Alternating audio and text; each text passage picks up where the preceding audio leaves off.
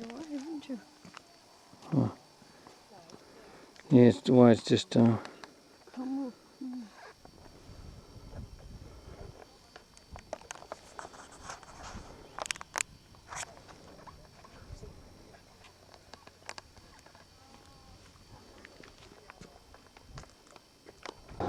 I can hear a chopper coming. There it is.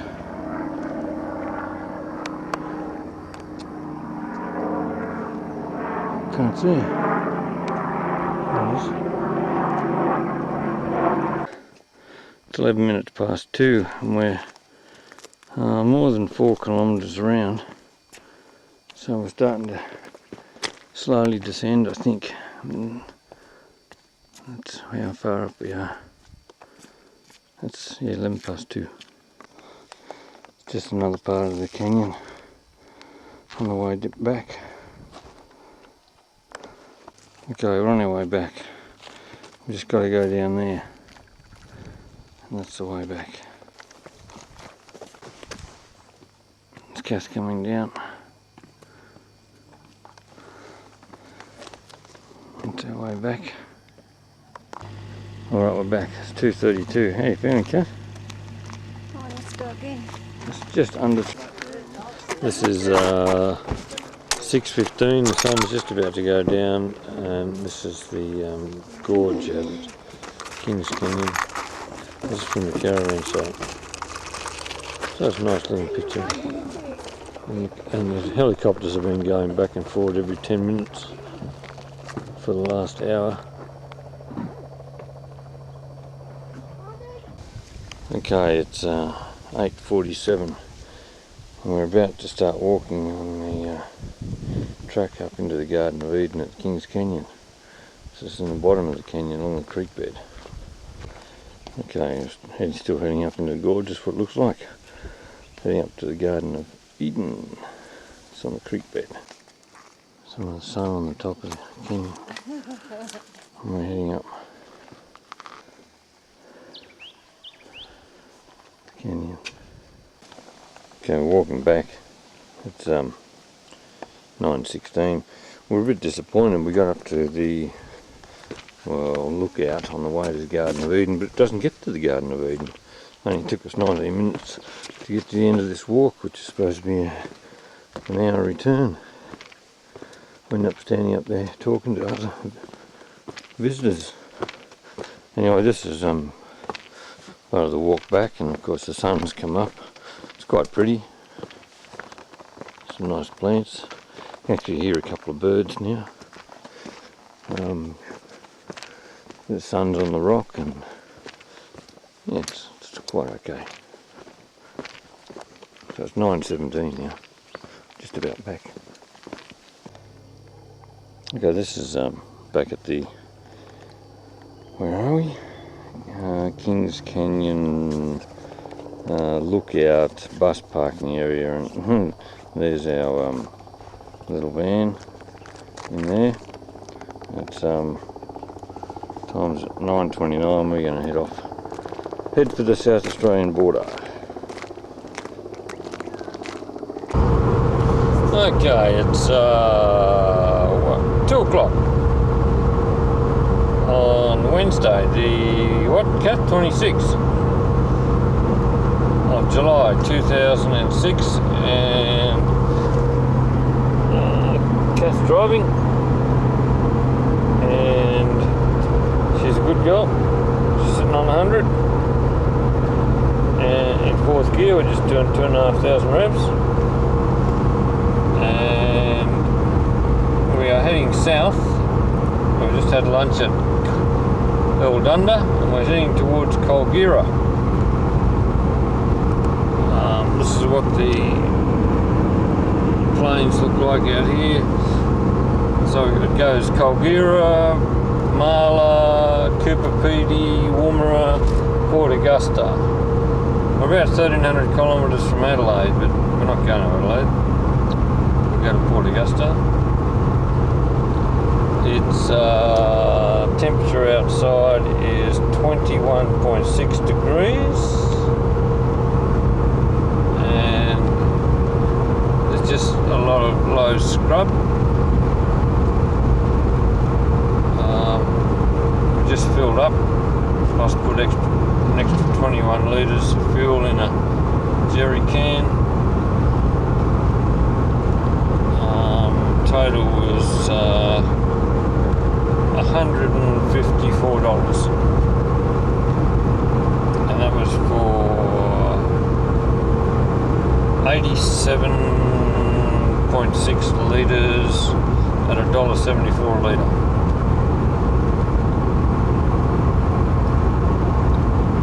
So we've only got about less than an hour to go to get to the border. So we go to Colgera, then 20 k's to the border. We're going to stop, we hope, at a free camping site, and they've got new loos there, so we've been told.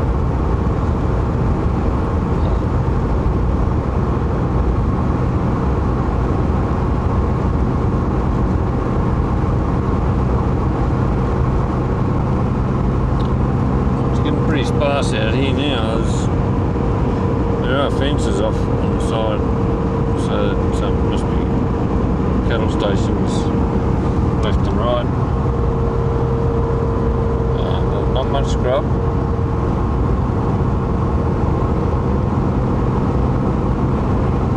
And nothing much as far as the horizon can see. There's a couple of little bumps over here, little hills.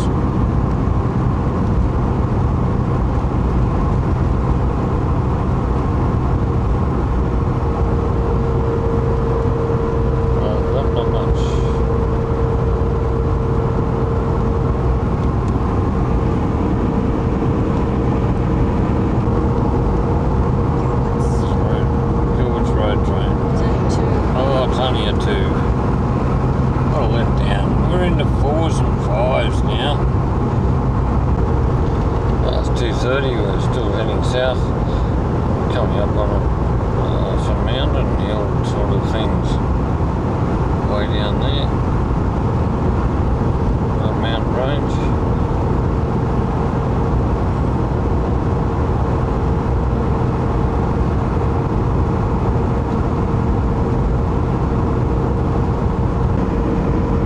There's a few cattle over the side there on a dam bank. Yeah, a few cattle in there. A little tiny bit of water as well.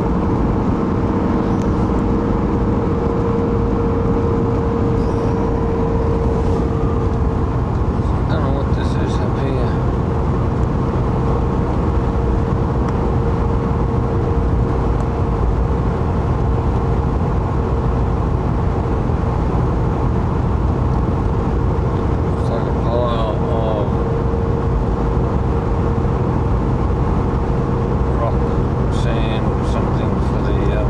Base, I'd say. Quarry.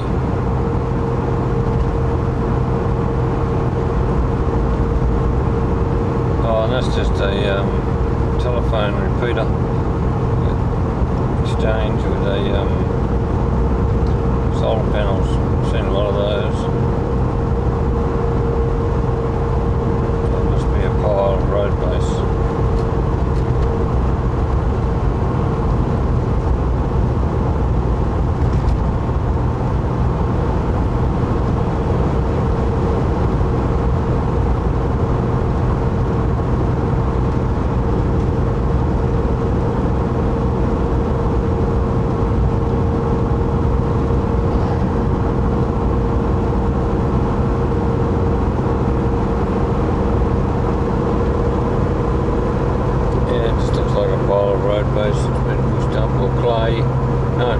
Dug out for a dam. There's a dam behind it, and these are just some sort of little red hills every now and then. There's another little flat hill out there. Some little reddish sort of hills here and there. And that's it.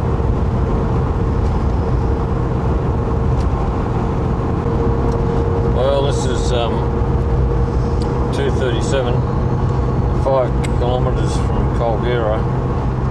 So we're looking at about the last borders of the Northern Territory. The bottom end of it. We'll stop in Colgera, we think. We don't know what's there. Pretty scrubby.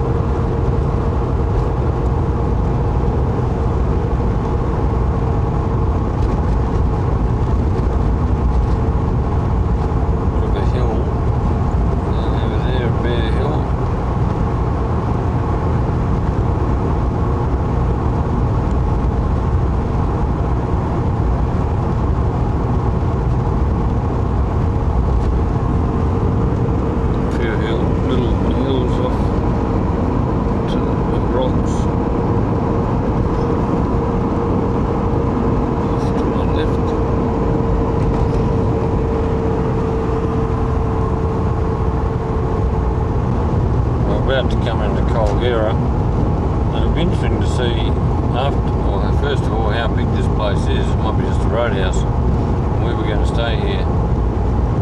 It'll also be interesting when we get to the border to see what the speed limit is in South Australia. So here we are, we're coming into Colgera.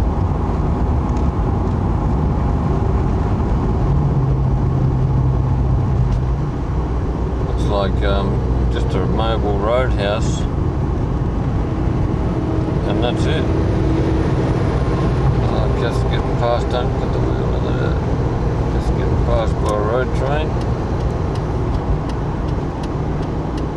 1, 2, 3. Yep. Yeah, we'll just go into Colgera and have a look.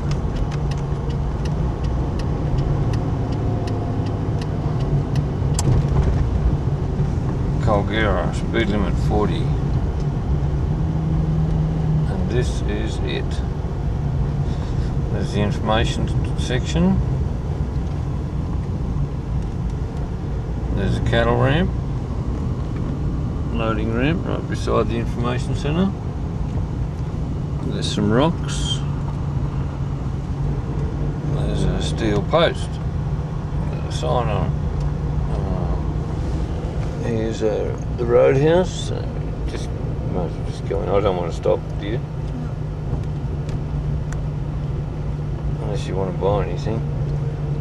A big can of 4X there. So that's the roadhouse. Some dongers. Not those sort of dongers, you blokes. Dongers. That's the camping ground right there. There's one caravan in it.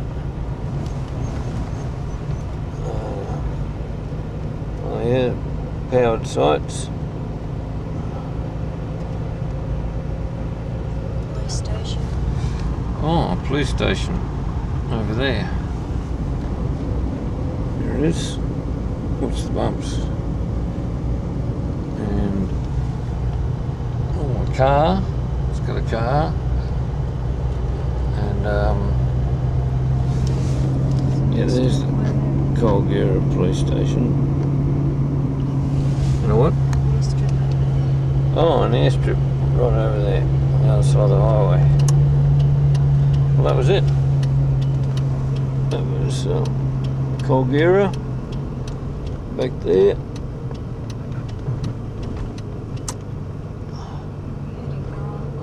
Yep. Yep. Now we're going south again on the highway. We've got 19 k's to go to the border. We'll have to get a picture of the border, and we're looking for a free road stop with new toilets at the border. So what's this sign say? Oh, bumps, bumps.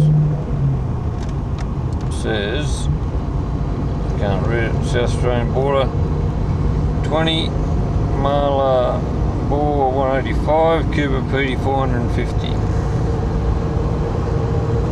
And this is the scenery we've got.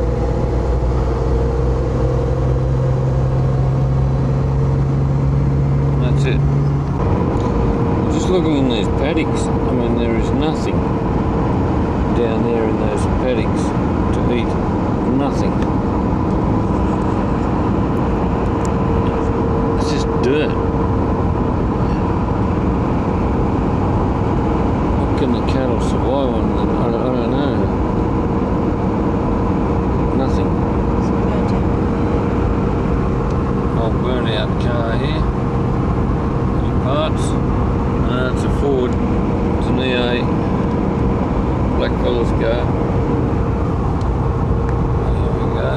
so dry around here, isn't it? Look at that farm, just bare, and there's cattle in there. The dams are dry, not a stick of grass. This side's scrub.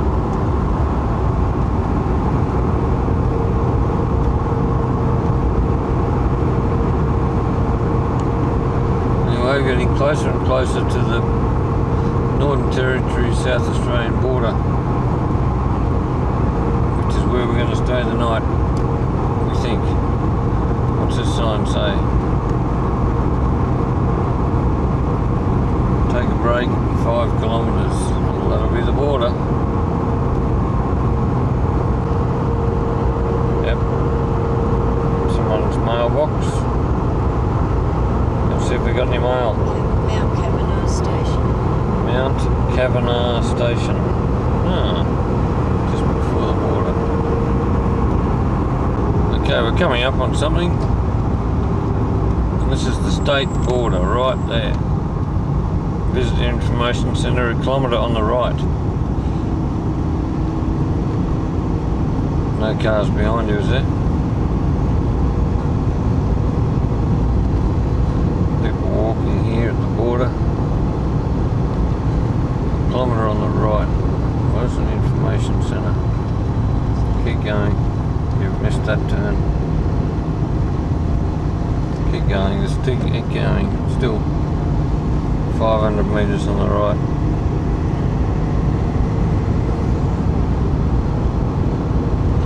So did we actually cross the state line yet? Must have been in there. Those blokes are back walking over it. Had two. This must be the roadside stop that we're staying at tonight, where that van's coming out. No, this is the state border here. There's the marker. There's the sign. And there's the state border marker. This is the border. Welcome to South Australia.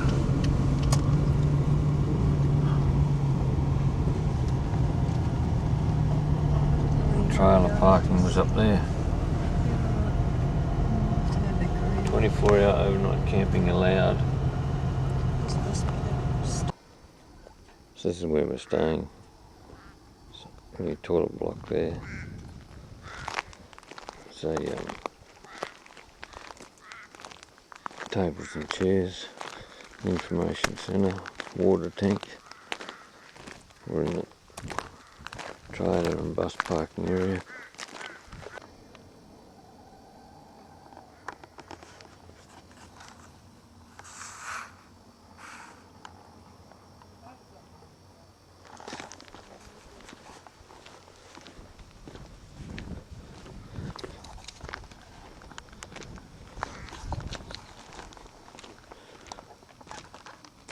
So on this side we got welcome to the Northern Territory.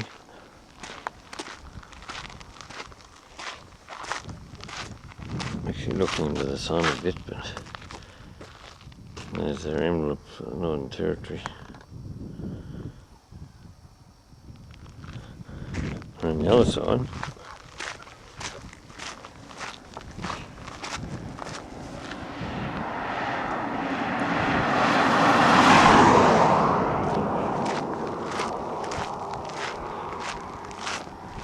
I got welcome to South Australia, and someone's pinched the emblem. So here's where we're staying, and that's there. It's just a little table area.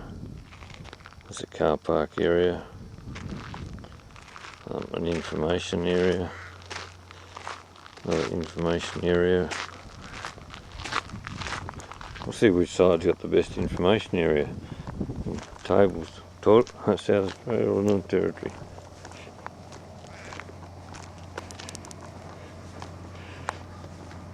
So on the Northern Territory side there's stuff like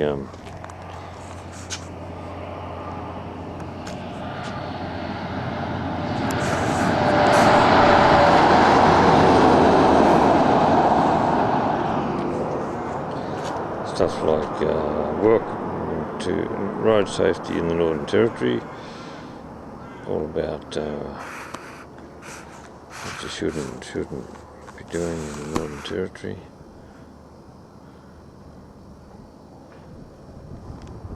Blah blah blah. Alcohol.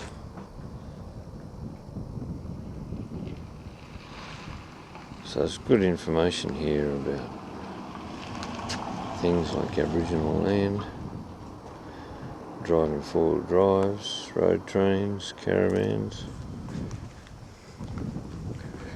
and then a welcome to Central Australia, a big map.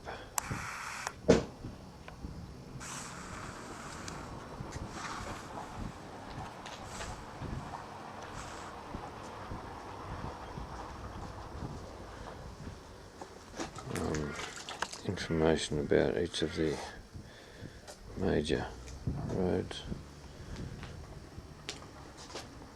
Of course, Alice Springs, West McDonald Ranges, etc. Out to Ayers Rock.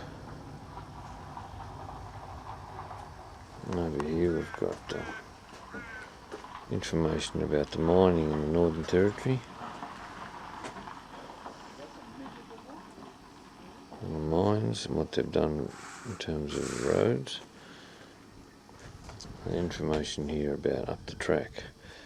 So up the track meaning the Stuart Highway, so it starts there at the border, it goes right up,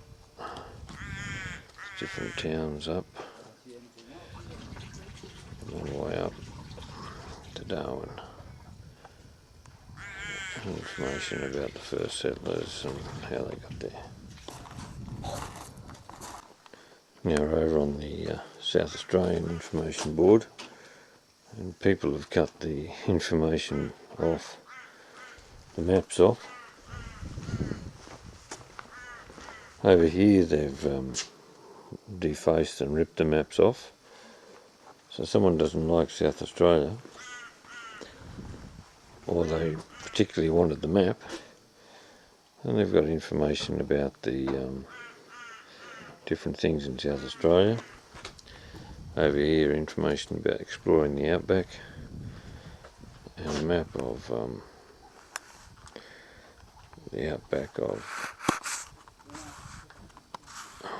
focus, come on, outback of South Australia. Port Lincoln, that's Port Augusta where we're going, and we're currently, where are we? Don't know. Coober Pedy, we're up this way. This is discovering the South Australian outback, so hence another map.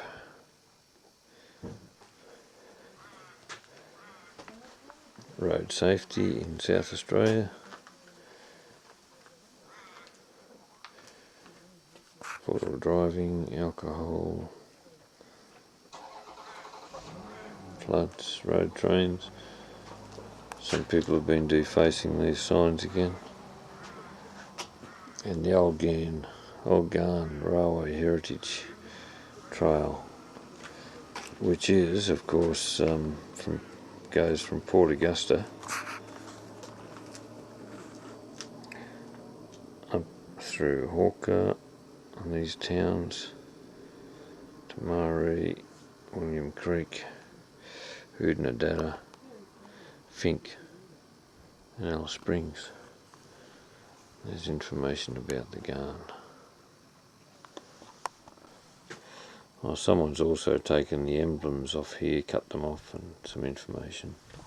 Yeah, so people have taken signs off the boards, defaced them. It's pretty disturbing. Some real idiots out there.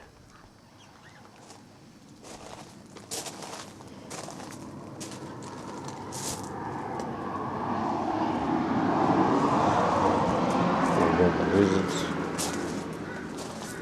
crocodiles, and over here on the South Australian side, of course, the board's been all defaced and ripped off, and the boards on the back. Someone really wanted to souvenir all the South Australian stuff or wreck it. Don't know. But you know what? God will give them theirs.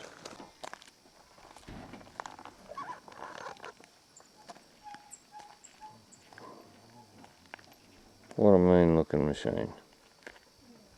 It is mean looking too. That's a mean machine. Stop. He got out and went and had his dinner. Or his lunch, for the matter, yeah. They claim all the benches and pathways, respecting no elder or strait. They're offspring of us, their homes and sus, the youth of the year 98. They're seen on the streets in the daytime, kicking those skateboards they ride, the unwashed parade of... Find Matilda. Get on video. So it's 20 past 9 on, was it Thursday? Thursday the 27th of July. And this is heading south of the Northern Territory South Australian border, heading towards Marla. And it'll be overcast today, it's cooler, it's 15 degrees outside. There's a tailwind, and we've seen some big eagles. We're starting to see more corellas. There's some on the left there, just in front, right in front on the left. Lots of corellas and lots of eagles. 99 kilometres to Marla. If I see an eagle calf coming up, I'll let you know.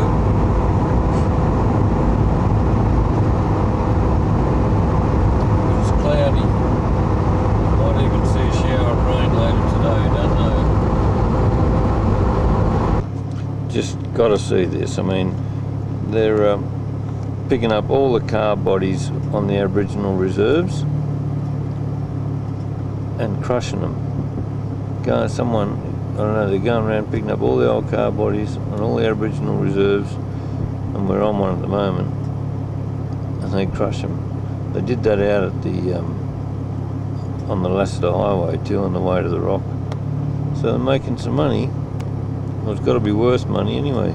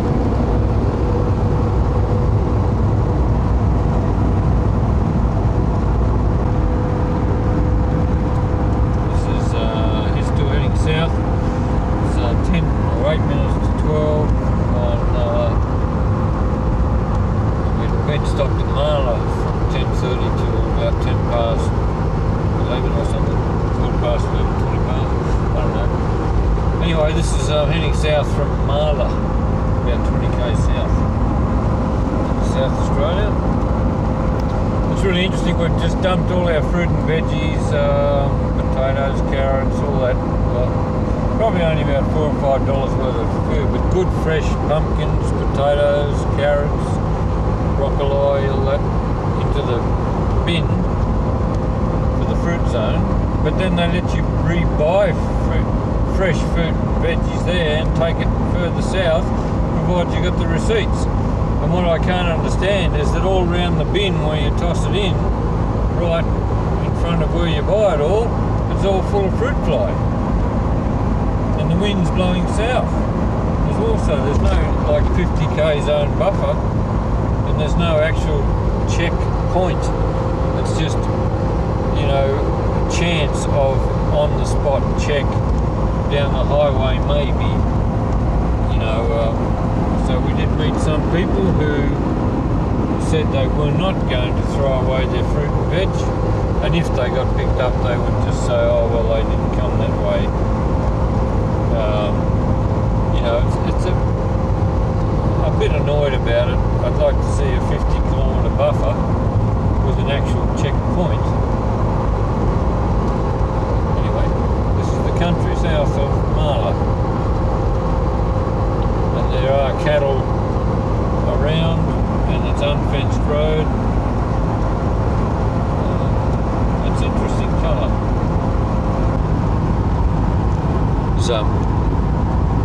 South of, what was it, Cadney, and the Red Road. And Kirsty might have a bit of a pan around, it's on record.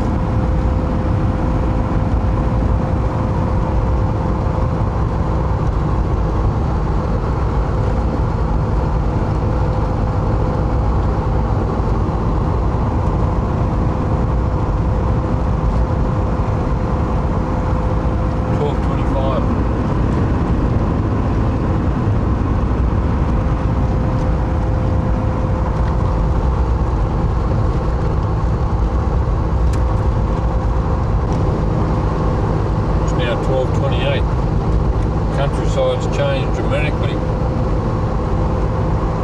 It's like one piece of scrub or bush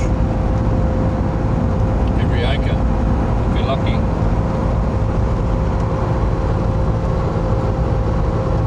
Very dry. It's 21 degrees outside.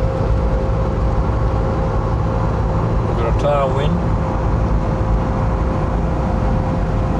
Sitting on 110 kilometres an hour, with wind helping us along, so we're saving a bit of fuel.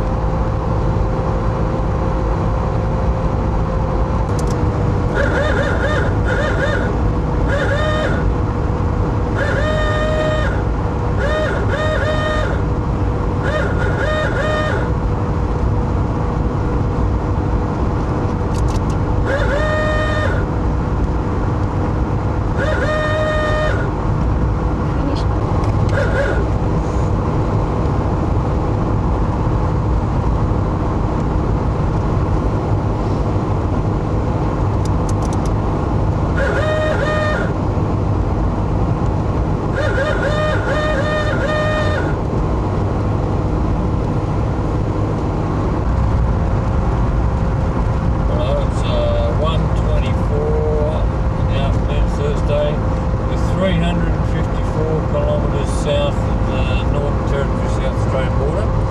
We're in South Australia heading towards Coober Pedy, and we think that is it straight ahead there. You can see the very light coloured soil with the sun on it.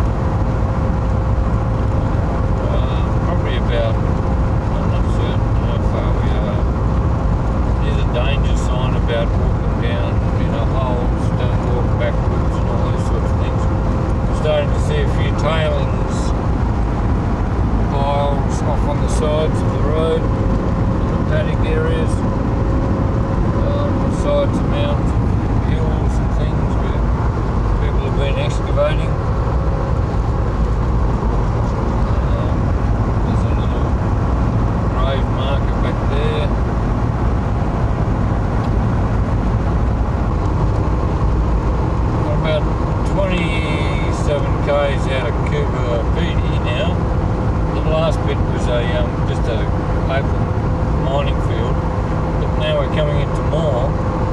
and there's a whole stack of soil that's been, or clay or whatever that's been taken out from underground. Massive great piles. So this is going to be very interesting, and we see now signs on the side of the road saying danger, you know, do not enter, keep out, dangerous, you know, just you could fall down a hole anywhere.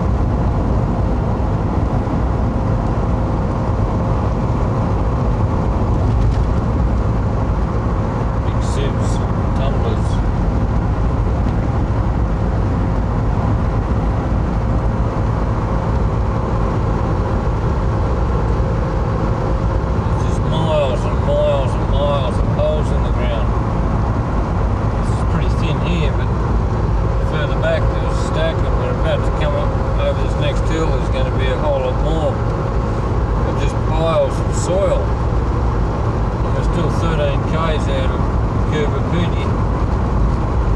We think we'll take a town tour probably tomorrow. It's 22 degrees outside. Road's a bit bumpy, sorry. But this is amazing.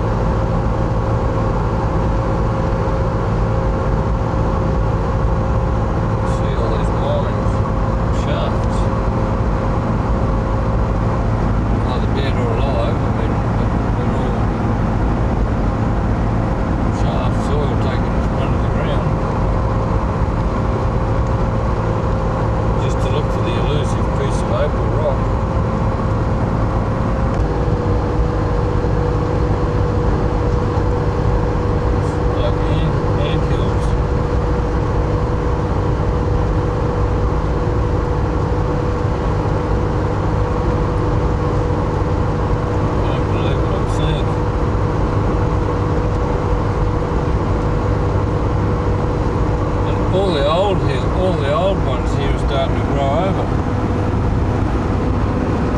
on the left side.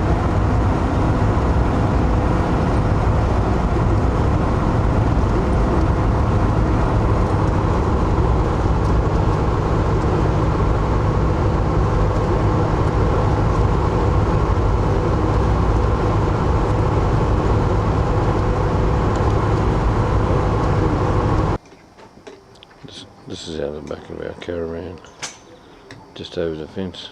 I'm standing on the step of the caravan, and this is at Coober Pedy. These are the mines and the houses that are underground. As people live underground, there's pipes sticking up to the air vents.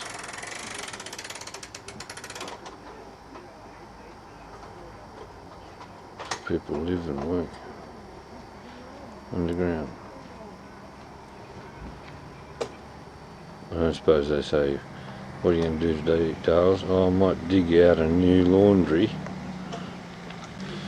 Oh, I might dig out a new laundry today, Dales. Or extend the lounge room. Oh, it's Friday morning about, time's at 9:30. It's Coober Pedy, we're up on the lookout. Windy. The house below us here, underground there, there's a couple of vents, a couple of exhaust fans. It's been hard looking in the sun, but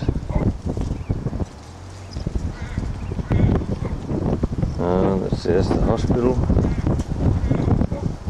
medical centre up there. It's just mines everywhere and whatever.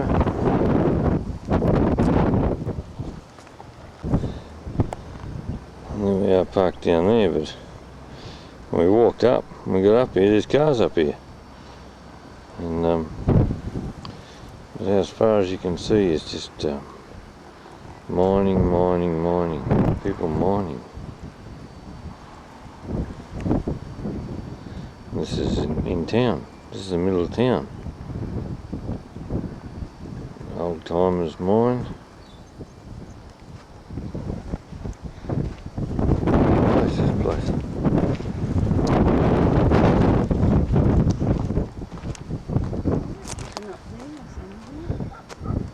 If you want some spare parts for your junk, well, I'm certain this bloke has probably got some rusted old parts, bits of machinery and junk. There's more over here. And the whole town's like this really, it's just junk everywhere that they use for mining. This guy's building a wall out of tyres.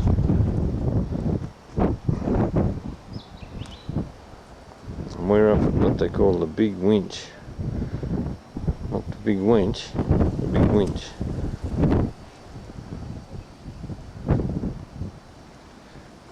Well, we'll go and have a look at it.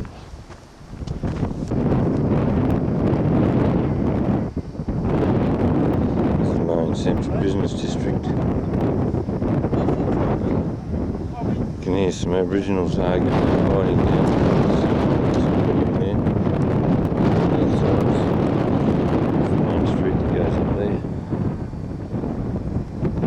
Shopping area. Way out on the horizon, of course, is just mine after mine after mine. It goes for 40 kilometres from the town. It's just mines.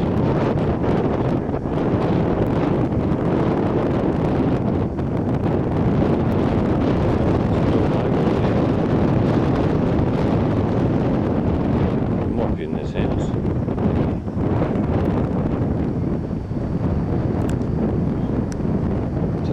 Business district.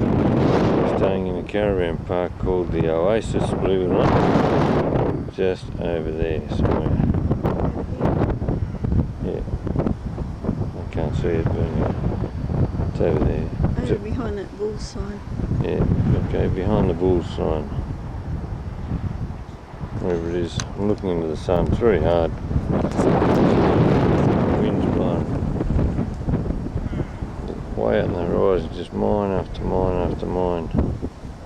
Cold, windy day today.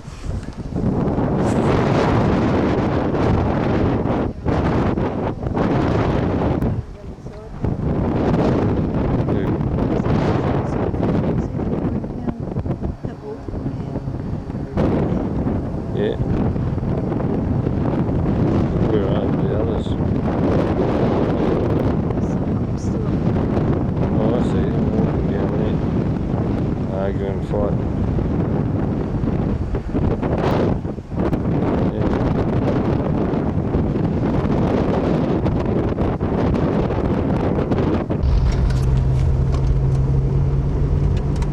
So that's the breakaways out there.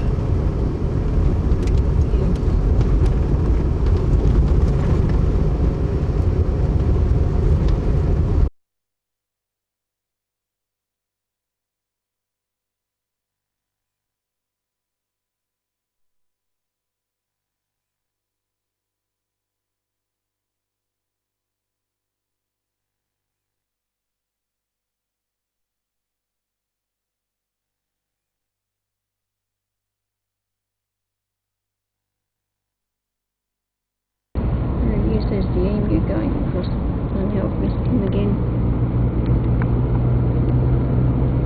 Look at the sun shining in the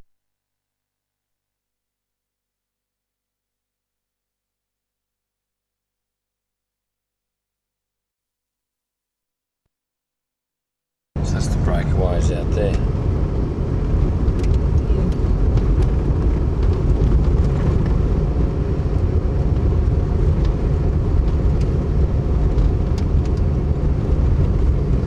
make up these big things for the back of their trucks, eh? Yeah.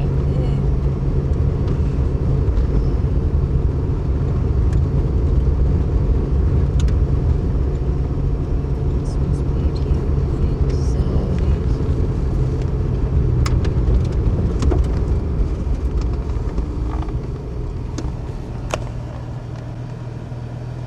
Okay, this is the Udnadada, not Udnadada, what do you call it? Coober Pedy Wildlife Park. Even a dead road. There's a crow there. Saw a crow.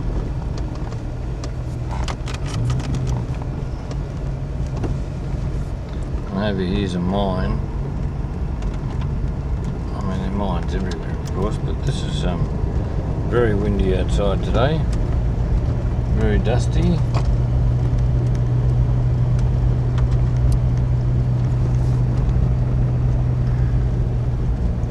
Anyway, we've seen where it is. Now we'll go back. It's up there. The way they just build houses, they just start digging holes in the ground into the hill, and that's it. Okay, we're on the Udnadada track, and it says here restrictions, road conditions, find out that, severe penalties apply if you travel on closed roads. Coober Pedy and Udnadada's open, Tamala's open, to William Creek's open, everything's open. Anyway, we should be able to get through to the dog fence okay, so let's go. It's dirt. Nothing in the trails survive. It's not Udnadada track, Kath.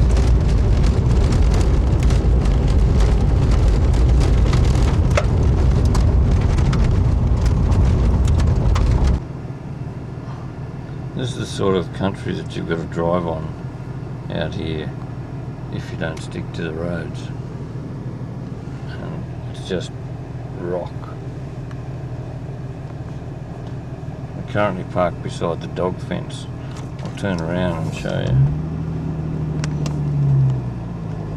It's where we cross the Udnadada track. I mean, on the Udnadada track crosses the dog fence.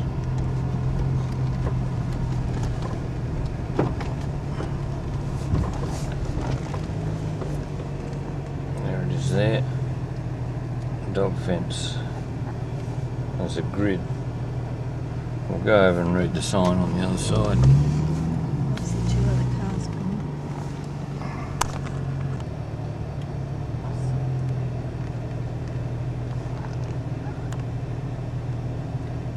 You read it. You're crossing the dog fence. 15 to Coober Pedy, 183 to Udnadada.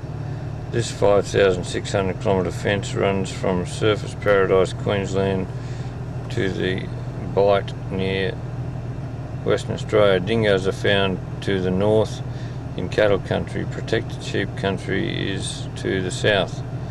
For more information, underground bookings, Coober Pedy or something, phone, whatever. So that's the dingo dog fence.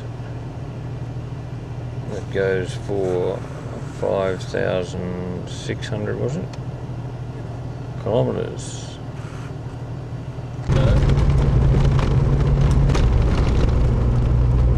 It's the dog fence we're following along there. And the rocks in the ground.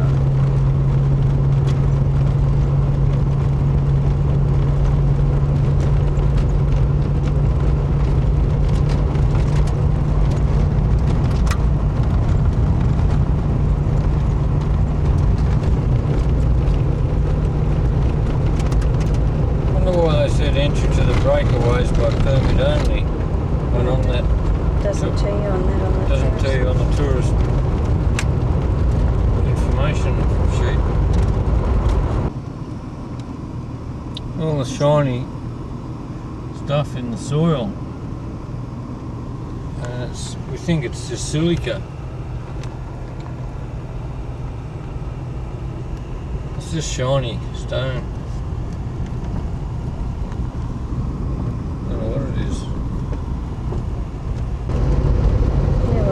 beside the dog fence. See all the stones in the background. We're heading north. The thing is, there's a gate back there, and there's two little spots where and there's another spot back there where they can get through the dog fence.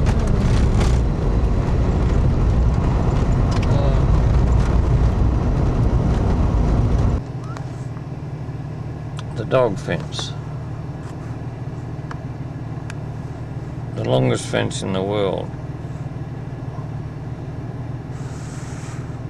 The South Australian section of dog fence is 2,250 kilometres long. It forms part of an unbroken barrier.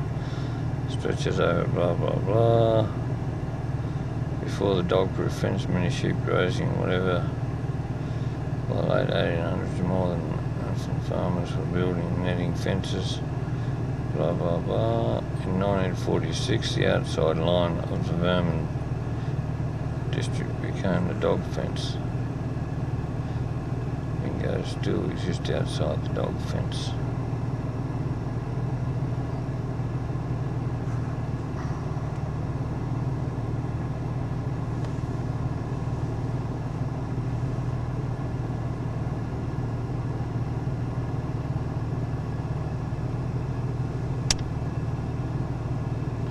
You can see part of the dog fence here. I mean, you can see the dog fence, but part of the wire, it's a bit hard to see, is you can see where they've patched it up. See if I can get the contrast right, so you can see the wire. There it is. You can see they've patched it up where roos have hit it or something, and you know, there are areas where dogs could get under. I don't know why they don't. I mean, they've sort of tried to put rocks there and to block the holes, and I suppose it's a good thing. It's a little bit farcical, but anyway. There it goes down there. And there it goes to the north. This is west of the dog fence, just a couple of kilometres, and there's a little, just in front of us, a sort of a little hills of, we don't know if they're natural or whether they're dug out from the mines underneath. There's lots of colours and stuff in it. Okay, we've stopped at a place called the Papa or the Castle. And it's a really interesting landscape of different colours of mounds of sort of, I don't know, these clay sort of sandstone-y stuff. Really different colours. There's a board here, gives information. Welcome to the lands, Papa or the Castle. This unique landform is known as Papa or two dogs. Two dogs? Yeah. Two. Yeah. Haven't you heard about two dogs? To the traditional Aboriginal people, it is two dogs sitting down, a brown one and a white one. It is a men's story. Oh yeah, I've heard that joke about two dogs. To non-Aboriginal people, the landform is called the Castle or salt and pepper simply because of the similarity to the colour and shape of the landform. The difference in colouring of the two hills, although jointed, has been caused by various stages of weathering and erosion. The white hill has weathered faster than the brown hill. Look at your right, you'll see the peaked hill, which is the Watty or man, who is the owner of the two dogs. So, Where? to the right, to the I wouldn't have a clue. Oh, well, okay, that must be the Watty over here. He owns the two dogs. And there's the one dog, and there's the other dog. Okay, and these landforms are examples of the breathtaking scenery forming the breakaways reserve. Please do not climb the landforms. Well, I wouldn't intend to do that. So they're the two dogs. And down here is the moon landscape, I think they call it. The moon plain, is it, Kat? The moon plain. It's just, I suppose, because it's just like a flat moon landscape. And Oodnadatta's out that way about 160 k's. Okay, this is lookout one at north sort of Coober Pedy. And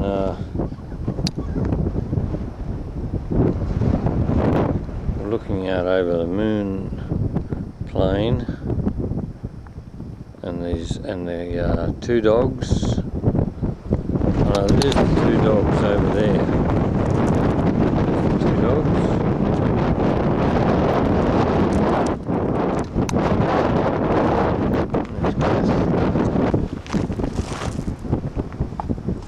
Okay, this is the Breakaways Reserve interpretive project, opened in 1996. So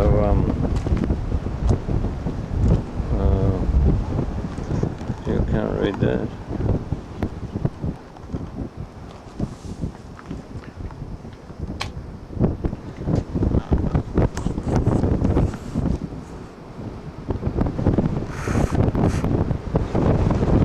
So we've got the dog fence runs up there. We're in the Breakaways area.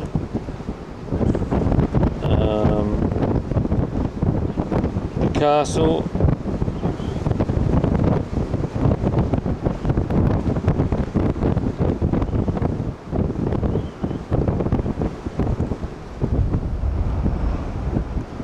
We'll just have a look at the landscape. Pretty windy today. Hardly stand up.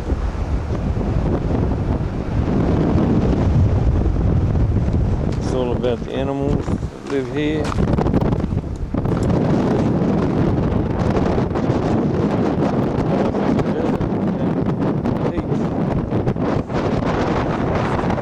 Just spotted some birds. Like corellas or galah.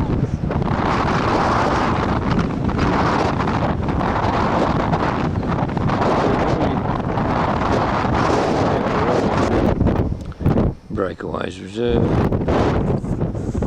This reserve is dedicated under the Crown Lands Act for the preservation of the scenic and natural features of the Breakaways landscape. Plaque was unveiled by Honourable R.K. Abbott MP, Minister of Lands, on 2nd September 1986.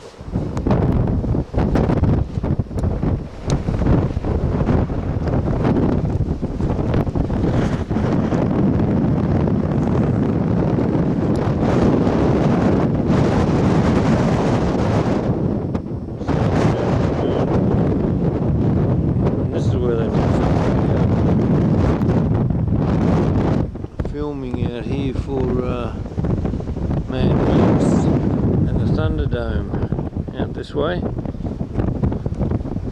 It's Kath.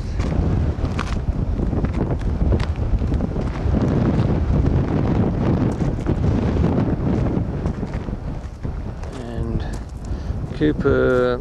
Coober Pedy is, can you please stay still, Kath? Thanks. Is way out there somewhere, I think. I think it's out there. 3 o'clock, just heading back into Coober Pedy is a car road train. 1, 2, 3, there's cars on. This is the Coober Pedy airport.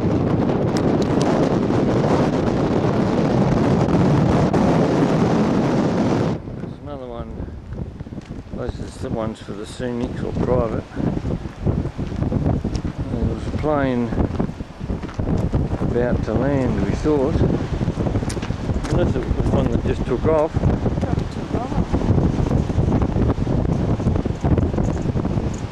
Can't see it. Got blown have been one that had just taken off. Nice, the airport. It's not way. Where is it? I can't see where's here. Oh, I see. There's a plane there. It might be doing a scenic flight or something. Do you think it's going to come and land? I think it is. It's going to come against the wind. Although it's a very big, strong crosswind. Where's the air sock? Wind sock. Oh, here he comes. He's headed this way. He's going to come in sideways. Just about. Stop recording for a minute. Okay, here he comes. It's getting pretty close. The wind's shaking him around a bit. He's got a very strong crosswind going from the left of screen to the right of screen.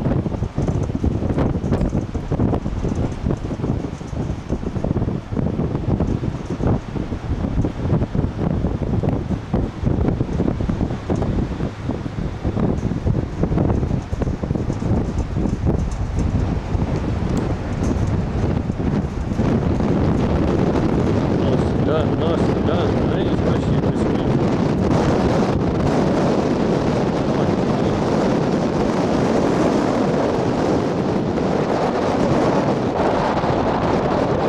There he comes, he's just landed in the Coober Pedy International Airport. And no doubt he'll be welcomed by all of the ground crew here, and the that's the toilet block. Actually, that's the toilet block, and that's the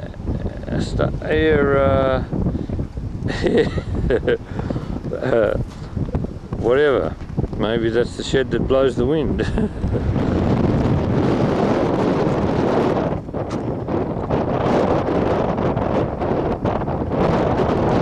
I nearly forgot. This is the bottom end of the main street in Coober Pedy. It's 4 o'clock in the afternoon, or 3 minutes to 4, South Australian time. I'm just going to go up the street, do a U-E at the roundabout and come back down the street. And then I just want to duck into that hardware for a bit of a sticky beat. We just went and filled up at the Shell depot. A depot was $1.50, 6.5, which was the cheapest in town for premium, and they had a really huge hardware shop off the side of the Shell depot. It was massive. There were people in there buying all sorts of drilling tips and augers and stuff. So I'm interested in looking in a hardware shop in Coober Pedy, because I didn't get to have a look in that one. Okay. So, right back down the main street. This is Friday, isn't it? Is it Friday? Yep. Friday afternoon. 28th. I'm not allowed to buy any casks of anything until after 3 o'clock here on Fridays, and probably other days. So, this is a trash and treasure van. Look, Kath. Yep. And that's trash and treasure on tomorrow. Down one of the side streets. We might even see if we can have a look there on our way back from the town tour.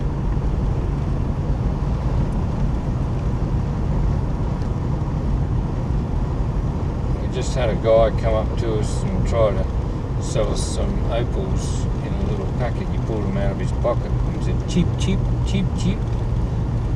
And he was in a Dutch or German accent. So no thanks.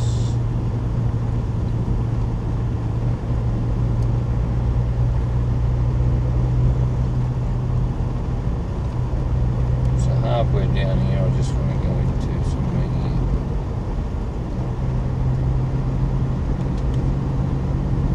An old driving theatre. there, there's all sorts of...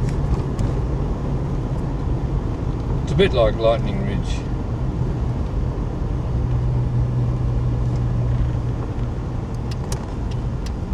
Okay, here's the hardware shop, I just want to...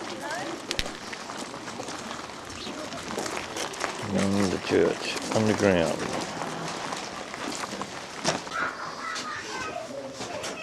Ladies and gentlemen, did you feel the temperature going up as you moved in here? Yeah. Well, you see, that's the big advantage of having one of these dugouts or underground homes here in Coober Pedy. Temperatures in the dugout are, in every dugout, by the way, are about 24 degrees all year round. So you don't need a heater in winter or air conditioning in summer. And that's the big advantage, and that's when opal comes in a horizontal seed. Sometimes it's as thin as a cigarette paper, at other times it gets that thick. And opal is only of... They all work the big flat, which is coming up here in front of us.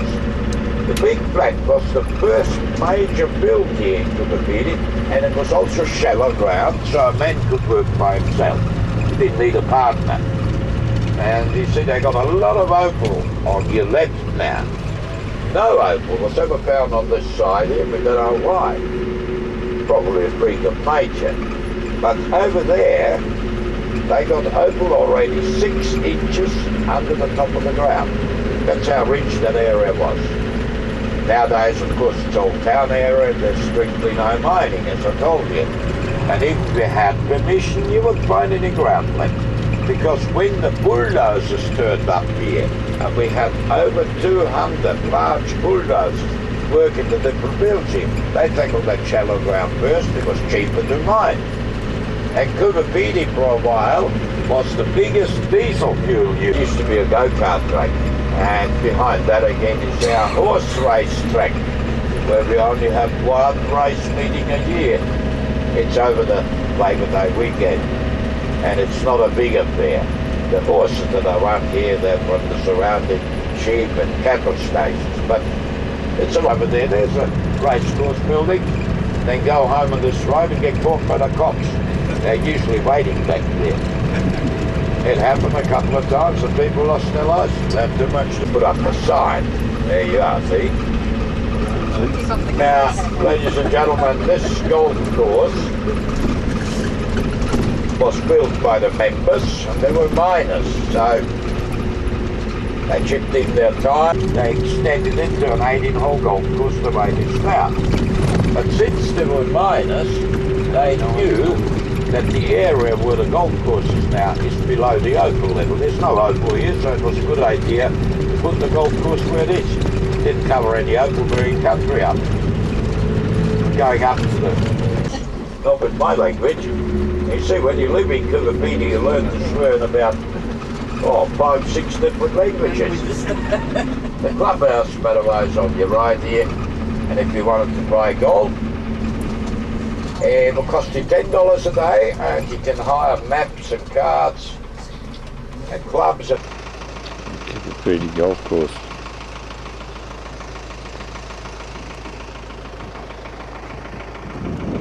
A fairway.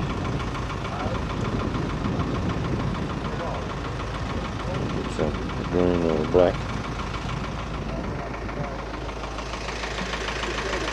It was all excavated by bulldozers, and they got very beautiful opal here. I've seen some of it. It had that combination of dark blue and red. What happened here? Oh yeah. And now, ladies and gentlemen, have a good look at Coober Pedy. You see all the houses in front of us on your left. In 73, if you'd have been here, there was nothing out there, just open paddock. But there was one building, a very, very welcome building, and that was the local hotel. You see where these 3 masts are. So when you arrived here on a hot afternoon, back from Port Augusta, well, of course, in them days there was no bitumen on the Stewart Highway. It was full of potholes and corrugation. So you got out your car when you arrived here, went to the pub, bought yourself a beautiful icy cold schooner of beer. That was like nectar from heaven. And my wife always said, come on, take me home first. You're not coming home in a hurry. She was absolutely right. Well, and here we are, ladies and gentlemen, on your left. That's the top end of the big flat. And have a look. There's no ground at all left. They took the whole lot out. So they got a lot of vocal, they got a lot of money for it. And on this side, right-hand side, they never got a chip. It's cut off like with a knife. And nobody knows why that is so. One side, plenty of vocal, and the other side, absolutely nothing. This side, left, people got machinery parked here. Is that what it is? Not that I would think that machinery would move anywhere. No. Except down at the boundary. It's all rust. And we got this bottle yard here coming up. We got empty bottles and cans. They buy them up here. You see this hill over there on your right now? That's the oldest part of Coober Pedy. And yet they never got any. I want to go to high school or anything like that. They have to go to Adelaide, Melbourne, Sydney. First up, the daycare centre on your left. Local radio station, aptly named Dusty Radio. School buildings. And now, if you have a look through the shade cloth, can you see our local pool in there? Yeah. It's a 25-metre pool. No water. Oh, there is water in Most it. of it. Yeah. We've got a deep end at this end here, about nearly 2 metres deep. There's grass. And have a look at that beautiful lawn here. What do you reckon? That's the schoolyard. And this lawn is watered by treated sewerage. You see, everything that's in the main street, like the hotel, our caravan park, businesses, dugouts and so, all that wastewater or grey stuff goes down to the sewerage plant, is treated, and then it's pumped back onto the schoolyard and the football oval. The football oval also has a beautiful lawn on it, about 2-3 inches thick.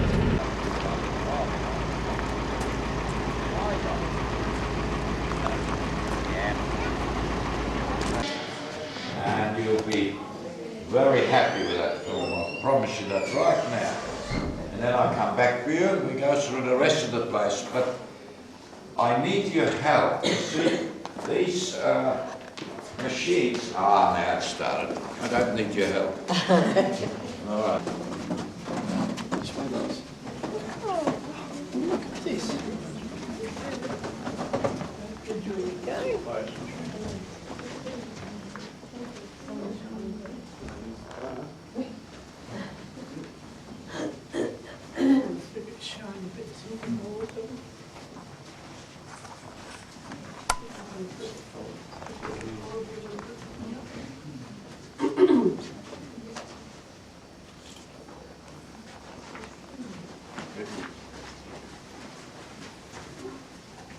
Okay, have I got you?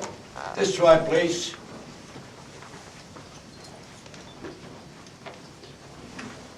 Right. Okay. Now, ladies and gentlemen, that room where we just walked through, we call that an old-timer's dugout. They were actually looking for opal in there a long time ago, and when they couldn't get any more opal, or they thought it run out, they made a home out of it, a pretty simple and crude home. I mean, in them days there was no, and this was worked as an opal mine actually until 1961, and then they made a tourist attraction out of it the way it is now. But in there, well, it was home, and that was about it. Right? It was out in the open. Here we got a different story. This is the end of the households here. Got a deep hole outside, and that's how we get rid of our wastewater. In my case, just to give you an idea, my wastewater shaft was drilled in 1974-5, around that time. One of these coal well drilled holes that you see, that machine that drills the hole that you see in the film. That hole was originally 28 meters deep, and now it's only, well, less than half full in all these years, because the ground here in Coober Pedy, the first 2 or 3 metres is pretty much waterproof. You won't get any water coming through here even if we had a metre of rain. But all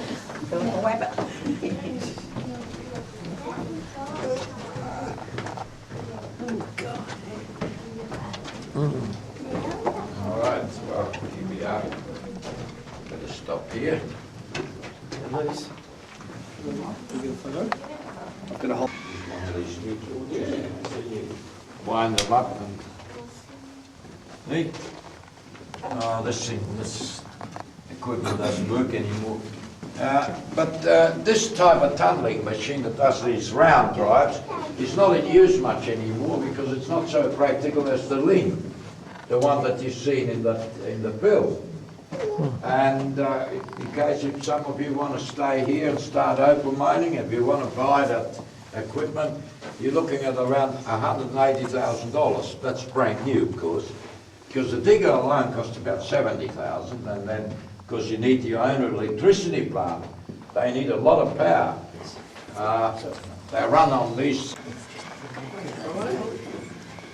All right. Sorry. You all right? Okay. Oh, look at this line.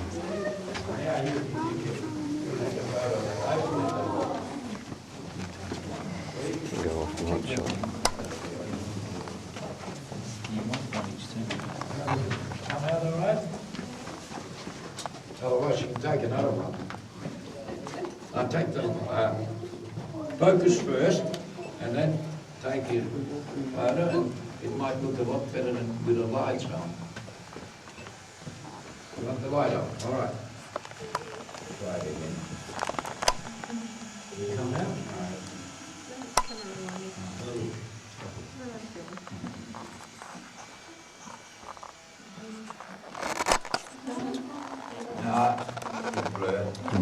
All right.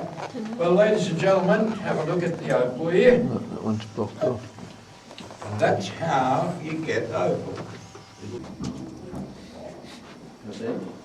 Right. Come out. Sorry. Oh, sorry. Okay.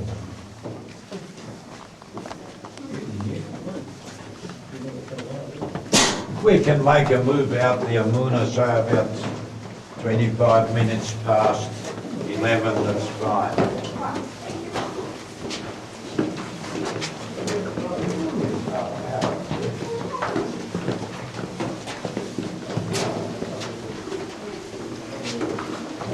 We're walking up another rock, Kath.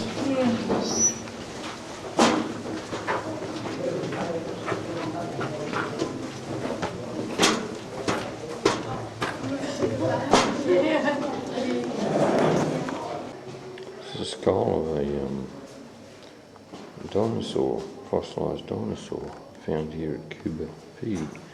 It's about 1.5 metres long.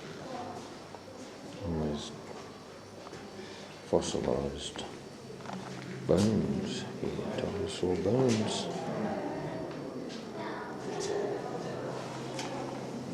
Oh, that's a big shell. Ammonite. Wow, that's about nearly 3/4 of a metre across. That's the biggest one I've ever seen.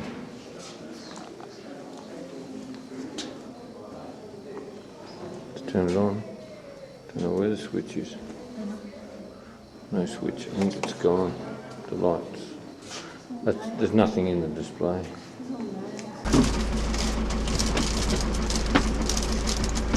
One of the ones from Mad Max.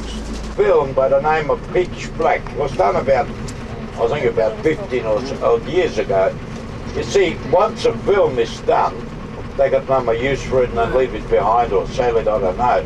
I'm not interested in it, I've got enough rubbish in my backyard. South of Coober Pedy, Saturday morning, 12:05, on a Shell road train. Well, it's not Shell, it's something else, but just triple fuel, probably diesel.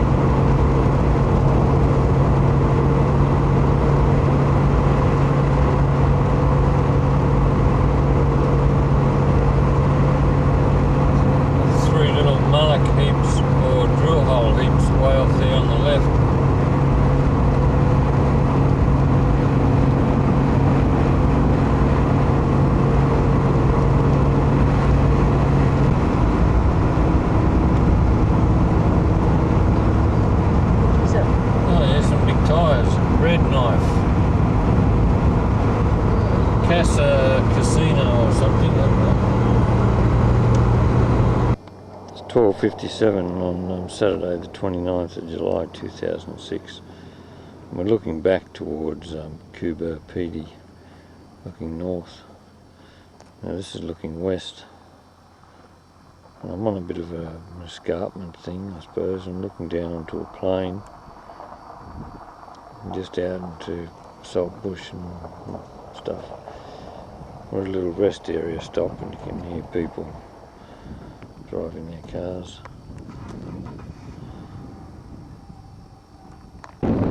Just looking to the east.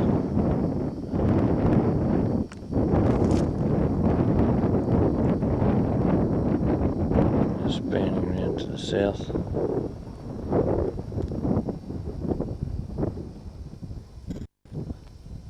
So that way is Port Augusta.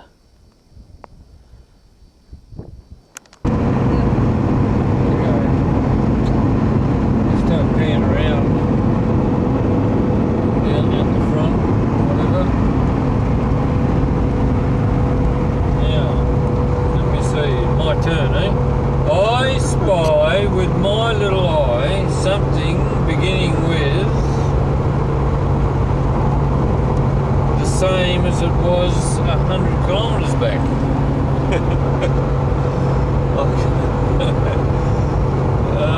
Red dirt, red road, rocks, gravel, dust, wind, more dirt, dust, grit, gravel.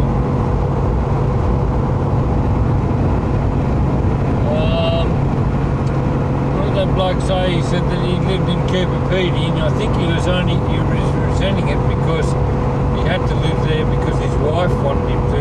I think that's how I gathered it. But he said to me the Coober Pedy, some people said it was the arse end of the earth, but as far as he was concerned, it was the hemorrhoids. And I think I'd agree. Interesting place, but one of the worst places to live ever. This is 2:45 on Saturday afternoon. This is 602 kilometres south of the Northern Territory border, heading towards Gandambo. Gandambo. It's only about 40 k's from Gandambo. And all the small desert oaks on both sides of the roads are dead. That's probably the drought. It's only the real large ones that have survived, but all the little ones are dead.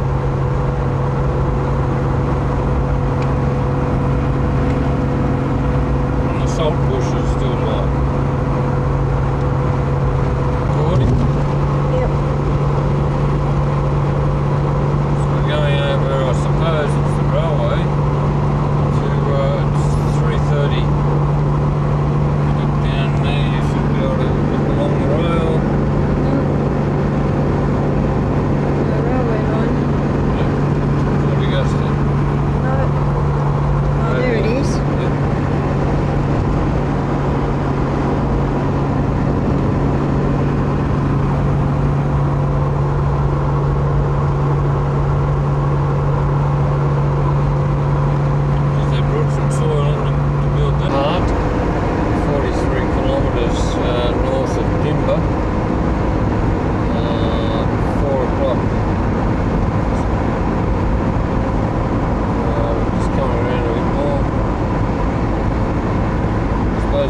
Salty lake, being an inland lake. Might just see an emu around here somewhere. Anyway, long running close to it. Fairly salt lakes.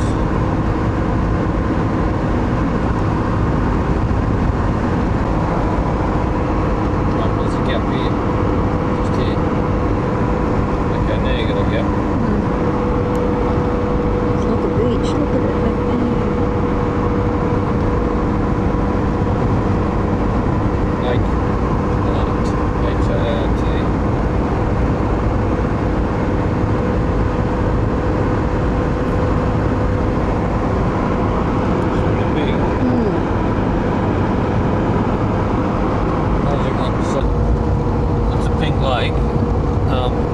is an algae. The salt, the lake dries out and the salt and that stays there. And the pink is an algae. And it's not a pure salt lake because the salt will be white. There's an emu running across the lake. Look at them. Oh yeah. There's two of them. You'll have to get them because I can't get them. There's two emus running across the lake. Oh, I couldn't get them there.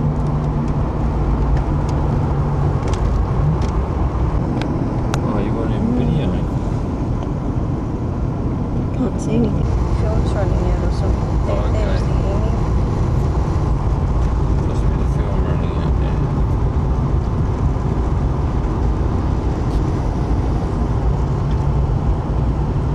There's no cars behind, so I'll just slow down. It's a big emu. There he is.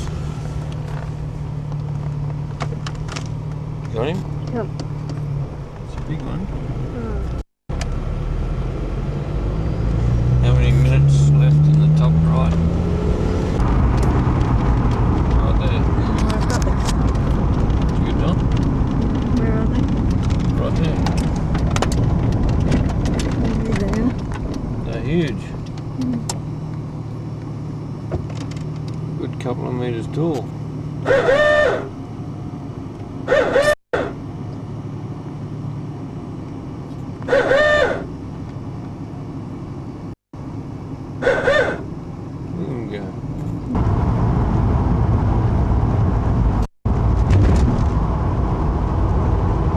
Recording it? Yes. Oh, okay, this is coming in. It says record, does it? Yes. Never heard it. Well, this looks like Woomera and it's as big as it is. That'll do. Oh, it's got a hand on it here instead of the arms. Yeah, that's better.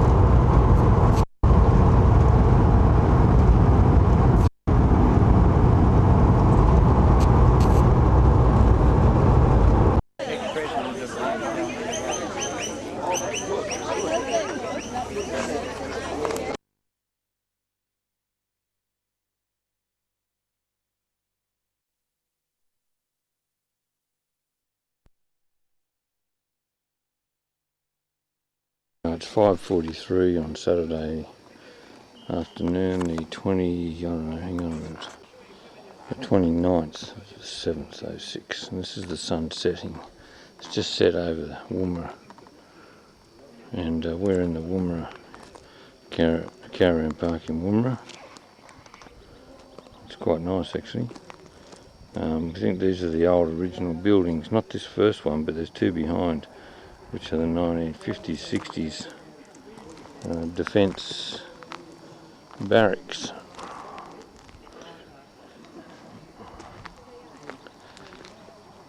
Well, we're going to video the town tomorrow.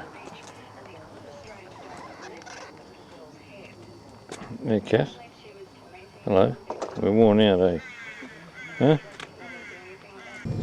It's Sunday morning, 30th of July, and this is Woomera, and I think this is the cooling towers. Oh well, two tanks anyway, and a pressure tower. And this is the town of Woomera is only very small, and it was apparently built because of Maralinga testing. Just have a quick look around. This is where we stayed last night, and these are the three buildings that were the original accommodation and mess built in the late or mid to late 50s in Woomera, and all owned by Defence. It's now leased as a caravan park, and so that's the buildings, and of course we stayed in there. It's an area, it looks like old buildings used to be here, and there's old paths and things. There were many more houses and built here. Apparently there were 6,000 people here in 1968. There's an old phone box, or it might not be that old, but it's sitting right over there. This building here is, I suppose, still part of defence. Everything's defence.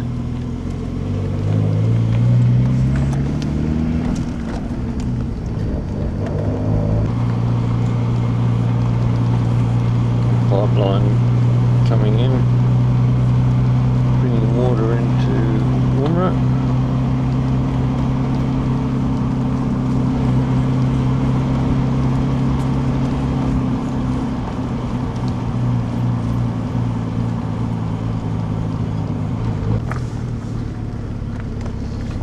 This is just barrack after barrack after barrack. Some used, some not. Building after building.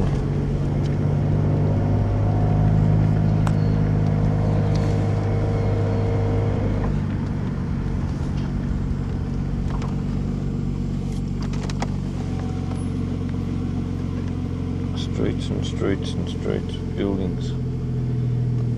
Army barrack buildings or defence. There's more just building after building after building here, defence type buildings. The whole place of Woomera is just defence.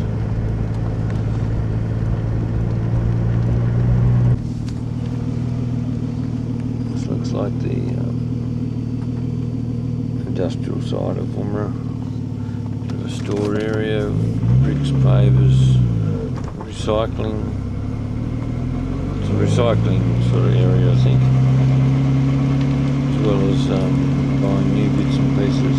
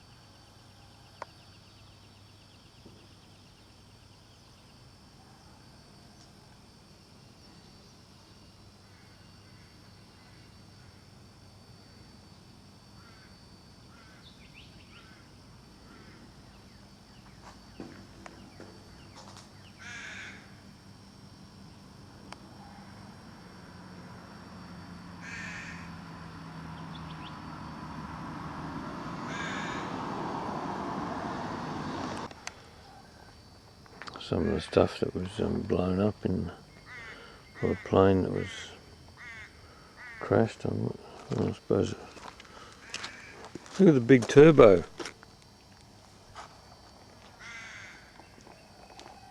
That's a turbo. Turbine. Is this a plane, part of a plane that crashed, or part of a rocket?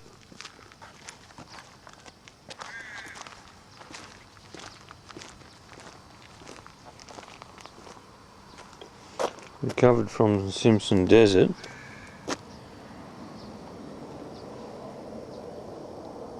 By a team of locals in April 1990 The Redstone was used to carry Australia's first satellite into orbit in November 1957. Is it? 1967. So that was part of a rocket that was used to take Australia's first satellite into space. Wow. There's another rocket. And here's more parts of it. Parts of a rocket. Now, here's a display of rockets that were used in testing, and bombs.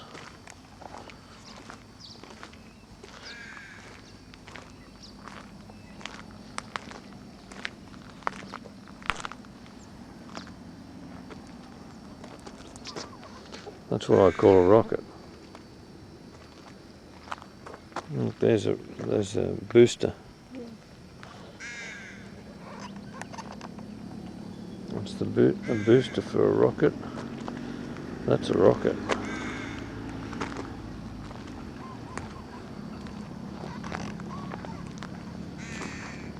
There's a radar.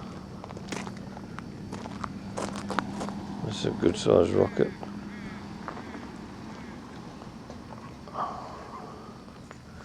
What's this one?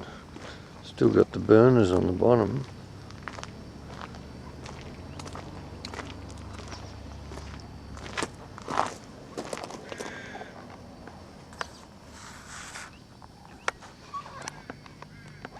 Okay, this one is Black Knight. First trial in 1958, Black Knight was a vehicle designed to provide high-speed re-entry to various heads. A second stage mounted upside down thrust the re-entry head downwards to typical ballistic speeds. Ground-based instruments recorded emission of the return signal from the head during re-entry. Wow.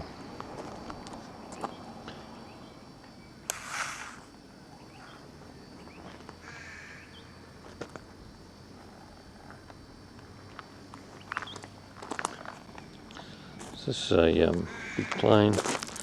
I'm not sure if it's a manned plane. I suppose it is.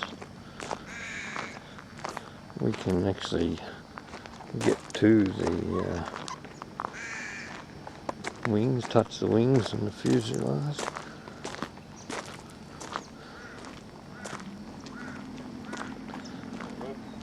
Yay.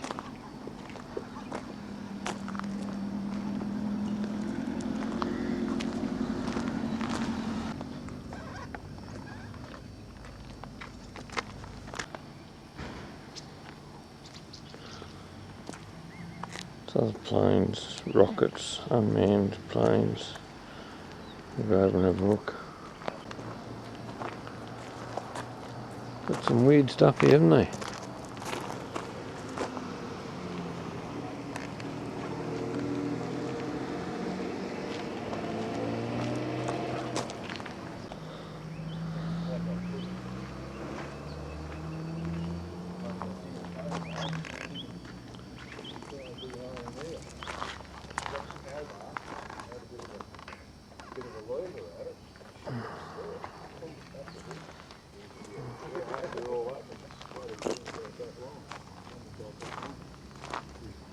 She was bent in the middle. But just because it's too much white, it must be. I can adjust my contrast, and I reckon it's probably because it can't focus on it because it's rather than depending on the others, but just with the sunlight, direct sunlight on it. Yeah. Too much reflective light. Can you stop doing the aperture on? Not one of them, but they did have a pile of one of them. the thing at Woomera is they got nice green lawns and, you know, things like pools, beautiful sporting fields, school and school oval, beautiful. We're outside the Tourist and Heritage Centre, just here. Woomera store, village centre there. Oh, the sun's a bit low still. This is a bowling alley, 10-pin bowling. There's 1, 2, 3, 4, 5, 6 lanes inside here in the tourist info centre, and there's a Westpac bank and here. And wow. This is visitor information. Woomera Rocket Museum over there.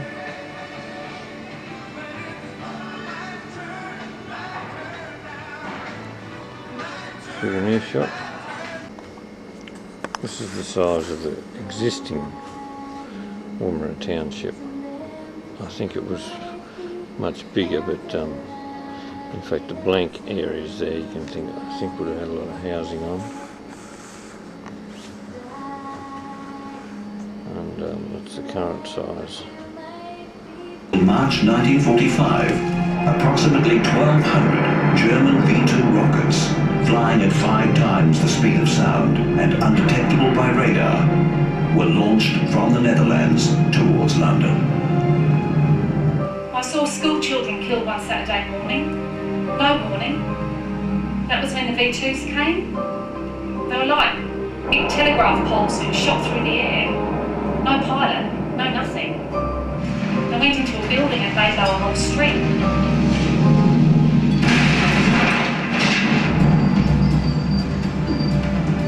The rockets were designed by a team of scientists and engineers led by Werner von Braun. They were built using slave labor from concentration camps. They carried bombs weighing a ton, which created a crater 13 meters deep and 36 meters wide when they landed. Once launched, there was no way of detecting or stopping a V-2.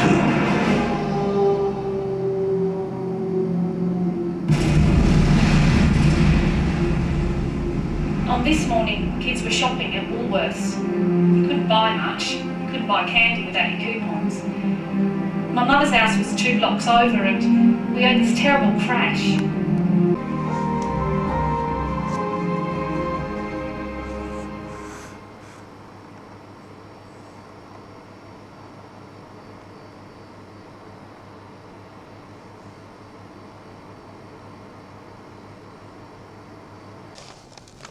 The original township of Woomera.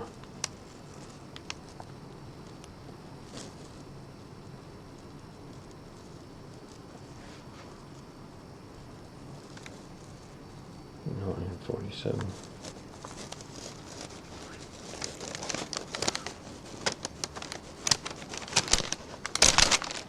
At Woomera, Range Reconnaissance Officer Len Beagle chose the site for the rocket range and began surveying.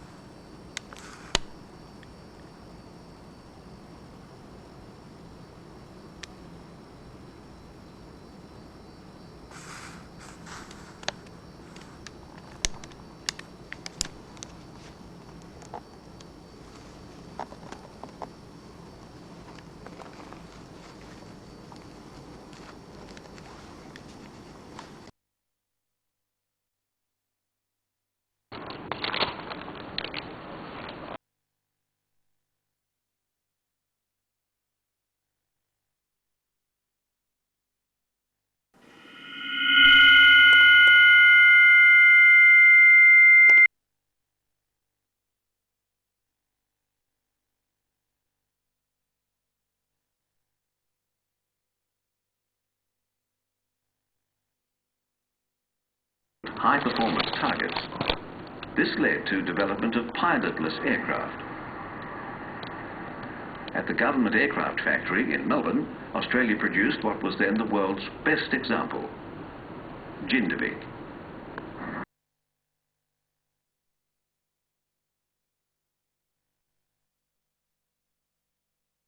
Tracking and recording missiles in flight was a demanding task, At Woomera, trials were directed from the instrumentation building near the main range. Instruments were also used downrange. The radio Doppler system measured speed. Transmitters sent signals to transponders fitted in.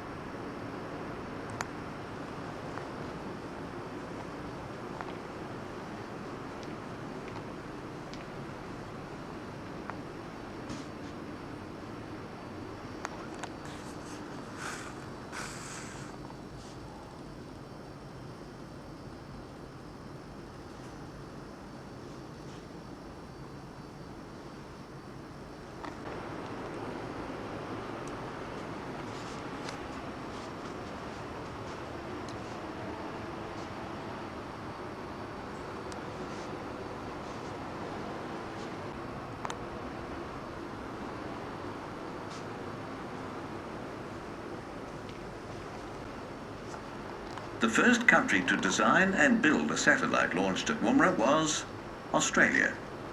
Remarkably, it achieved this extraordinary feat a mere 10 years after the launch of the Russian Sputnik in 1957. Australia became only the 4th country in the world to launch. Oh yes, English singer Maxine Nightingale with her Tracker, top 5 rocket smash from tracker. 19... There's a train just outside of... Yeah, the sun's shining on it, I can't see it. Well, hopefully I'm getting it all in. It's a freight train.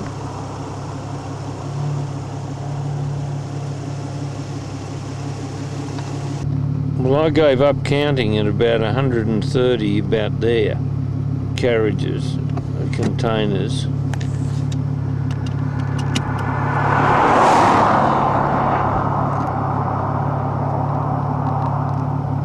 On this, just a goods train. You can't see an engine on it, can you? Must be way down the other end, I think. Yeah, I think right down the other end. And this is at Pimba, just before, on the highway, just before Woomera. This is Pimba there, the whole town, just in view there. We're just going to get some fuel, then we're going to Port Augusta. It's 10:57 on Sunday. It's 11:20 Sunday morning south of Pimba, over on our right, so it's on our west. It's a fairly large lake. I mean, not big like Lake here. I'm not certain which lake it is yet. We'll have a look on the map later. Big hill in the middle of it. And there are other things we've seen out here. They look like NASA bits and pieces. I mean, that one's not a NASA piece, but white domed observation places tucked in behind hills. You can't just get a glimpse of them every now and then. About 50 k's from Port Augusta, North Port Augusta, and this is just a rest area for lunch. It's 12:34. This is looking south towards Port Augusta, and it's the top of the Flinders Ranges. You can just see it. The fjord from a distance.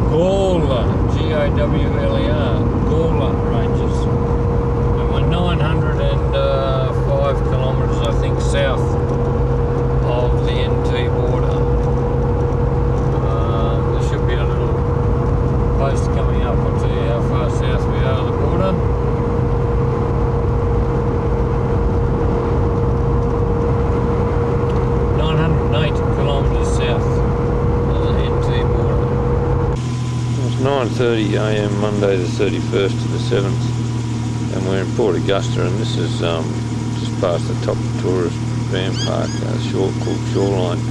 We're on the beach. You can see the tide's been up here where the water is, and this is the Gulf, top of the Gulf. There's all salt bush here. Way over the other side there is the train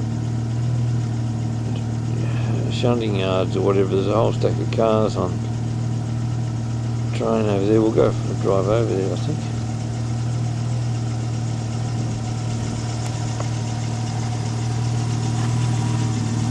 Guess what?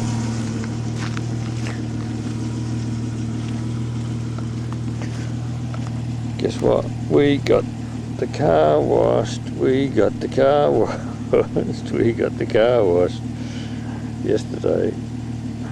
About time. Haven't done the inside, it's filthy. It's the Port Augusta racecourse. We've just crossed the railway. Over here is just a junkyard sort of thing. There's a police car driving around looking for something, because that's the prison over there, Port Augusta prison.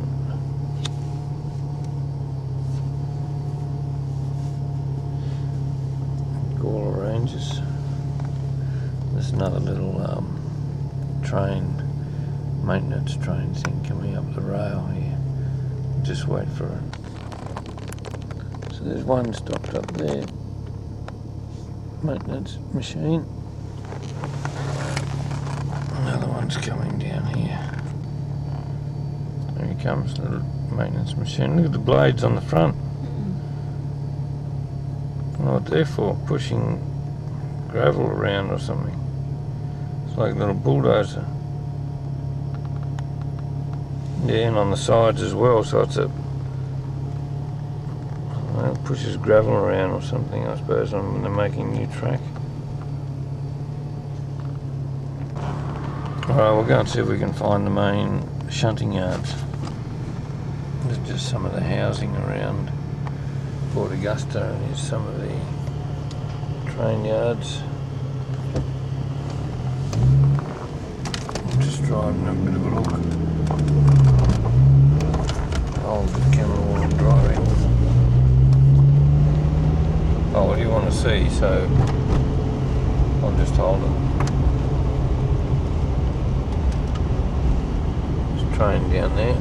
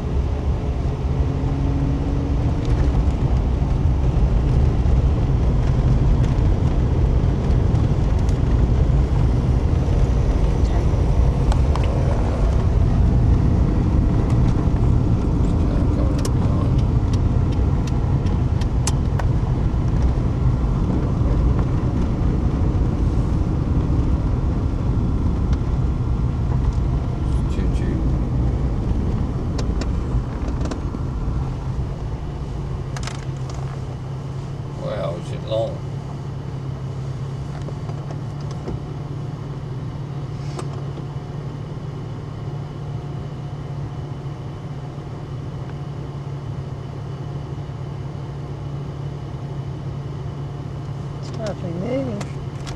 I'm going to drive down. I'll count them, yeah. One, there's two engines. Then there's 1, 2, 3, 4. There's new cars on the other side there. 5, 6. Geez, they've got cattle as well. 7, 8, 9, 10, 11, 12, 13, 14, 15, 16, 17, 18, 19, 20, 21, 22, 23, 24, 25, 6, 7. This is the one we saw up at Pimba. Oh, is it? Yeah, and it goes out of sight. We can't see it all. so long that you can't see it.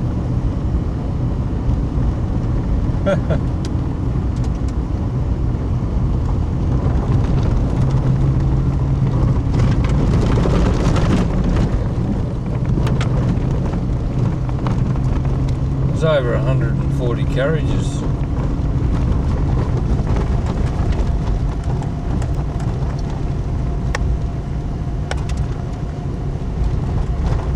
Remember we stopped at Pimba? Yep. Was that yesterday morning? Yep. No, yesterday lunchtime.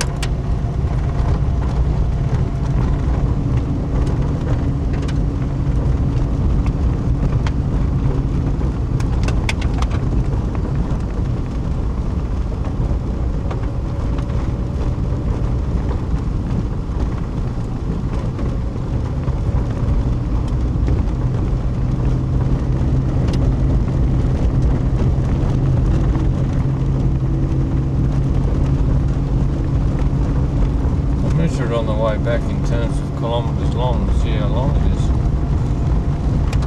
It's pretty long. Holy moly. It's big. Look at it. I've never seen a train that long. Not even up at Newcastle, have you?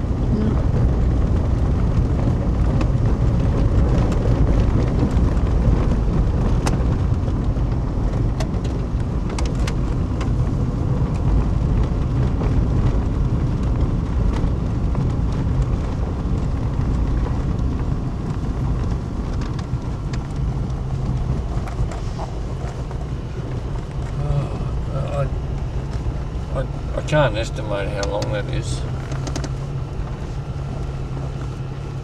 That just goes on and on and on and on. There's some real big ones at the end.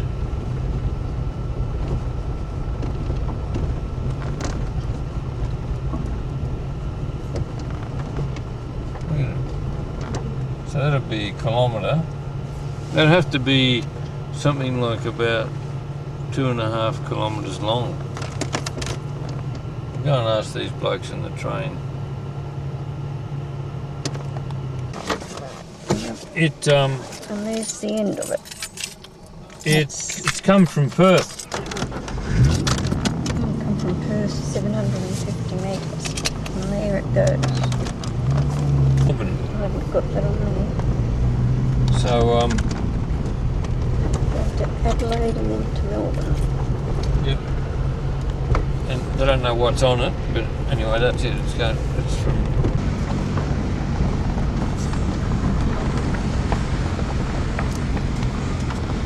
I was talking to a railway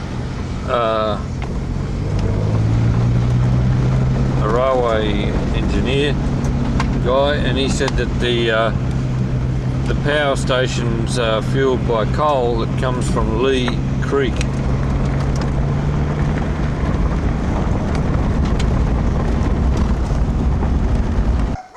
We're at a bit of a lookout. If you call it a lookout, it's 11:10 on a Monday, and we're looking over to the old and the new powerhouse. And these are fueled by coal from Lee Creek, and comes down by train. And this is the Gulf. I suppose it's Spencer's Gulf, and part of the Gawler Ranges. The tide's out at the moment. And there's that monument.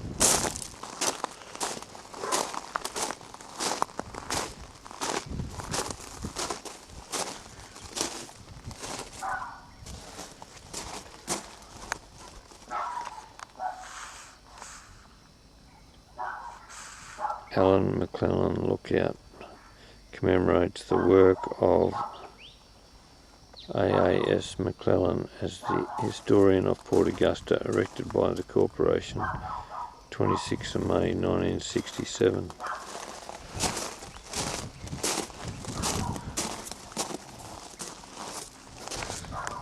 These are some of the streets and houses here.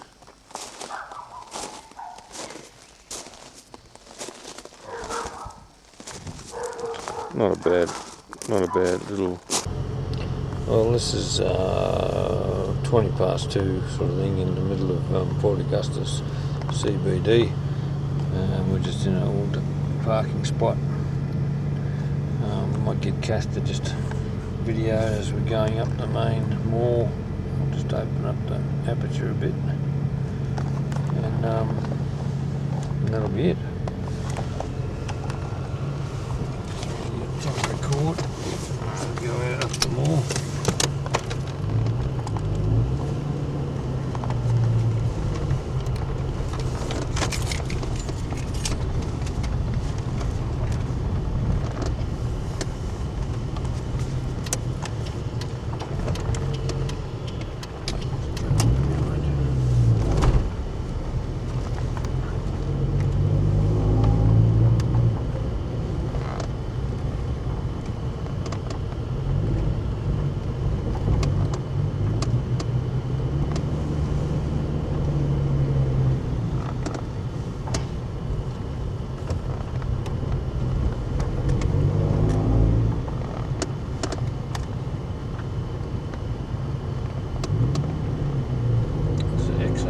Turbo there.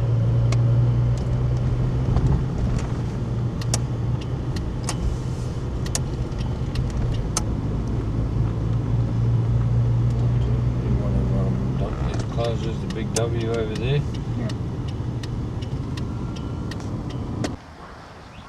Oh, it's 5:15 on this Monday.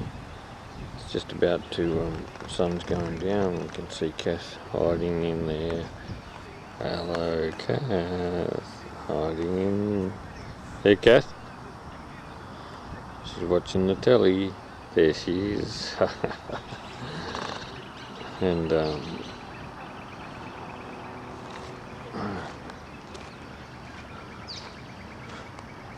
we got the car around here. All nice and shiny and clean for a change. This is the caravan park we're in. It's not bad, it's not many people here yet. Still coming in, I suppose, from all over. Just the colour. It's on now. Go on. You got the colour, just? Yeah, go on. It's recording. Sorry? It's recording. Okay, well, it's 8 minutes past 9 on Tuesday, the 1st August, Horse's birthday and pinching a punch. And we're leaving Port Augusta. And that's just the lake there, it's not the ridiculous golf, Spence golf, whatever. It's part of the Gawler Ranges.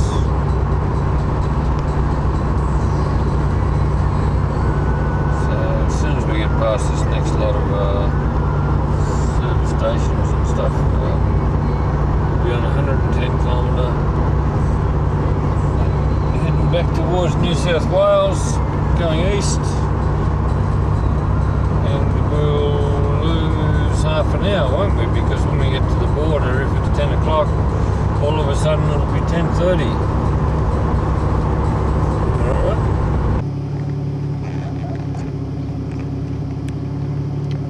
You know, we're real dummies because these are the Flinders Ranges, not the Gawler. They're the Flinders. And we've just turned off the highway and we're on now on the highway to Broken Hill via Peterborough. We're just amazed at these mountains, they look funny. Flinders Ranges, sheep country, getting out of the salt bush, and it's just grass. There's no trees, hardly any trees on those hills, mountains, it's grass. It's quite different, isn't it, Kath? Yeah. Right down this side.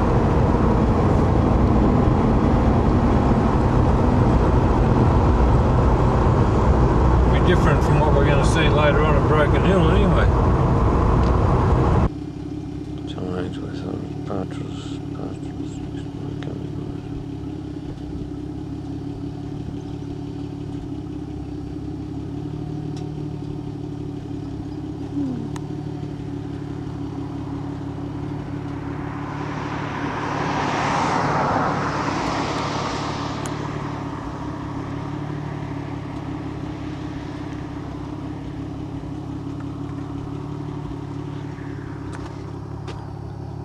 That's looking back down the valley to Port Augusta through the Flinders Ranges,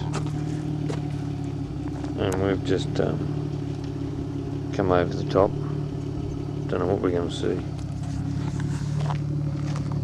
can say it, we're just on the other side of the ranges. I think we're coming into Wilmington. We don't know. Yeah, Wilmington. There's still dew on the grass. There's grass.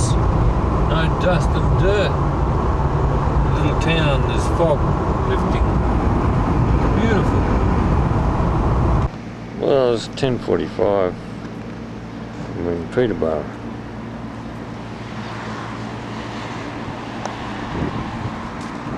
This is the home of 3 gauges of trains.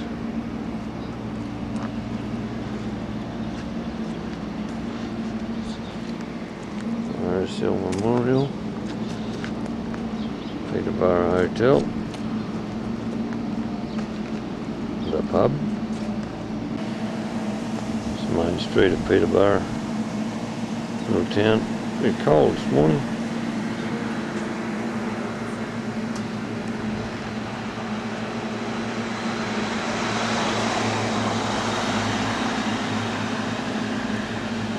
Little shops and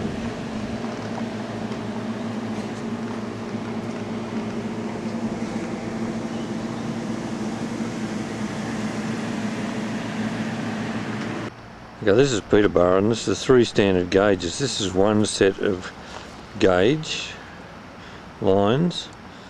There's another set of gauge lines in there, and then there's another set over on the other side of the station, which is now the standard gauge. So we'll go for a drive across the railway and see all sets. Apparently Indian Pacific comes past here after 1 o'clock today, and we might see it on the way to Broken Hill.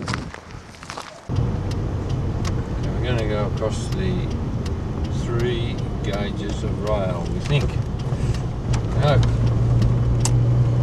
So you have to go video down the side, I think, sideways, to see the different widths. 1, 2, 3. No, I suppose they're different. Was there 3? Yeah, we went over 3 lines. Yep. All the old buildings in back streets of Peterborough. There's a nice one coming up.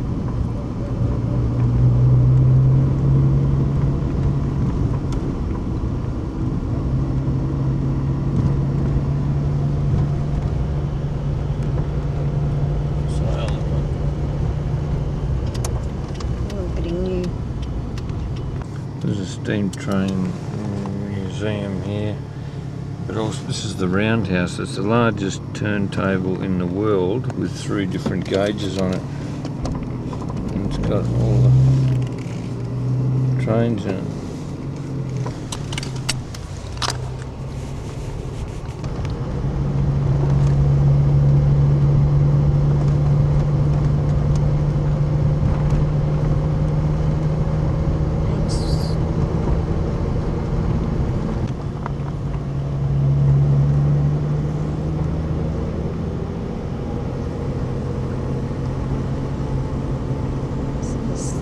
Street in Peterborough. I want to talk loud, I want to talk. It's 20 to 12.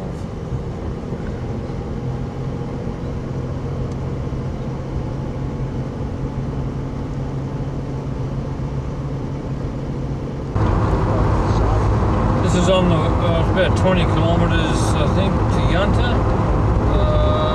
15 to Yunta, heading sort of north-east to Broken Hill from Peterborough. And we're following the train line for the Indian Pacific. But this is what it's like out here, and it's cold outside, only 16 degrees and fairly overcast.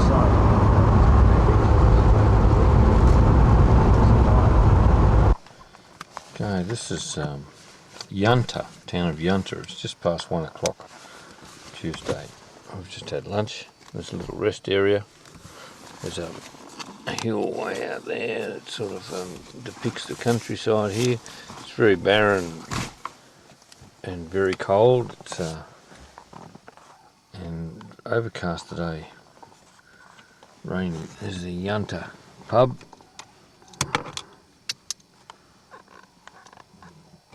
Yunta pub. Probably could have had a $5 T-bone steak in there. Don't know.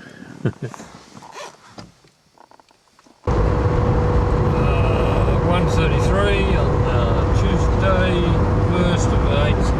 So I'm just heading northwest to Broken Hill. We're, I don't know, about 10 kilometres from the town starting with M. I don't know what it is. This is what it's like out here. And you can still see the railway beside us on our right, following the phone line. And we haven't seen the Union Pacific yet, so we're assuming it is behind us. And it may catch up later in the day, but not certain.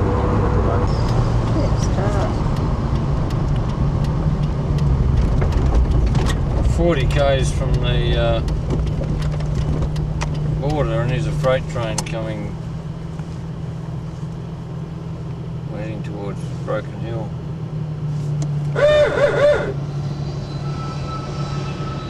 1, 2, 3, 4, 5, 6, 7, 8, 9, 10, 12, 15, 16, 17,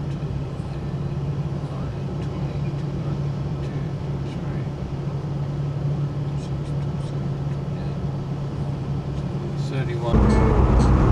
Heading towards Broken Hill. We're about, in fact, we're exactly 17 kilometres from the border. Oh, we just got past. 17 k's from the New South Wales border. And we're coming up to a town in 16 k's called Coburn.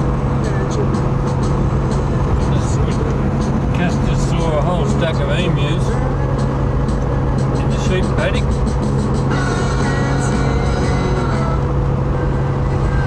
And what's over this next hill, Kath? There's a bit of a mountain range coming up.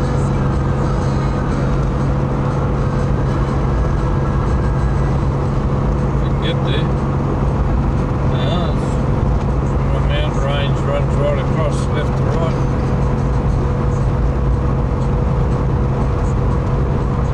It's about the border somewhere.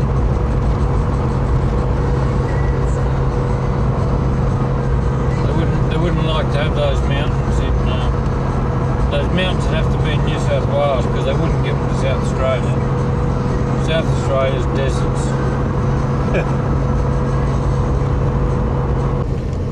So we're 3 o'clock South Australia time in Coburn, and we're about to go over the border back into New South Wales, so we'll have to add half an hour onto our time.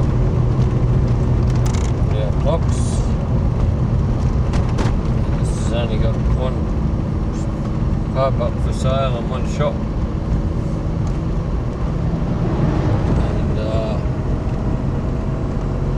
and here's the welcome to New South Wales sign. So it's now 3:04, now it's 3:34. Stop up here and now Broken Hill 48 k's, Cobar 505 k's. There's another sign coming up. Sheep ahead. Broken Hill, Wilcannia, Cobar, Dubbo, Sydney 1205 k's. It's right on 1 minute to 4 Eastern Standard Time. We've just come over the hill. We're about 10 kilometres from Broken Hill, and you can just see it over there. Just starting to see the McDonald's signs. We'll get around this next corner and have another look.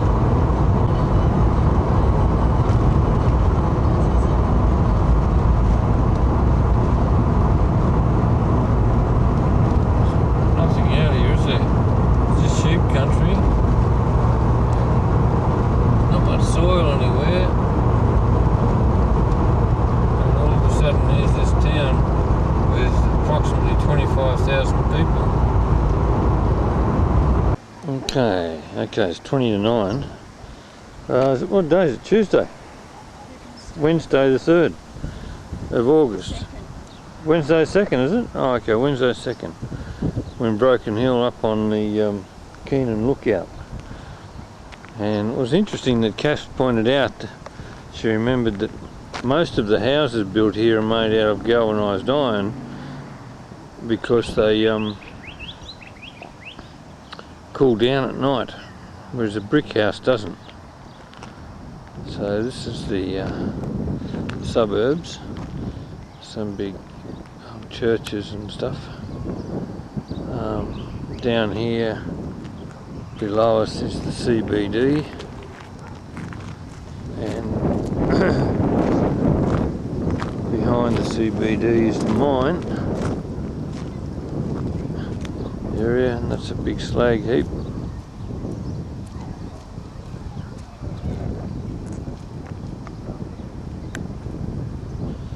And there's more heaps over there.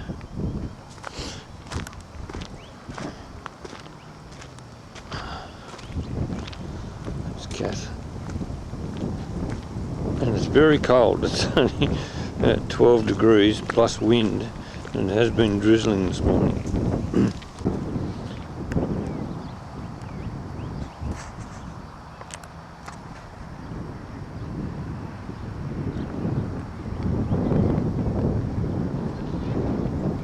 That's not a bad picture.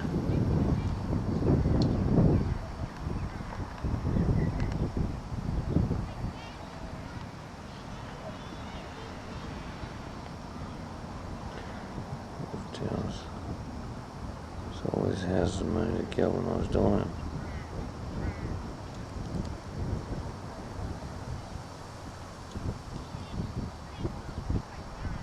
So they have their tours.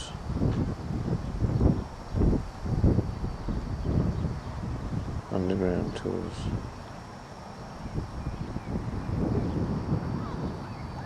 Church there. That's the Wesley Church. That's part of the old mine shaft area, Broken Hill. Part of that. Might have even been part of the old smelter around this area. You can see a lot of slag there, which comes from being near a smelter. All the slag.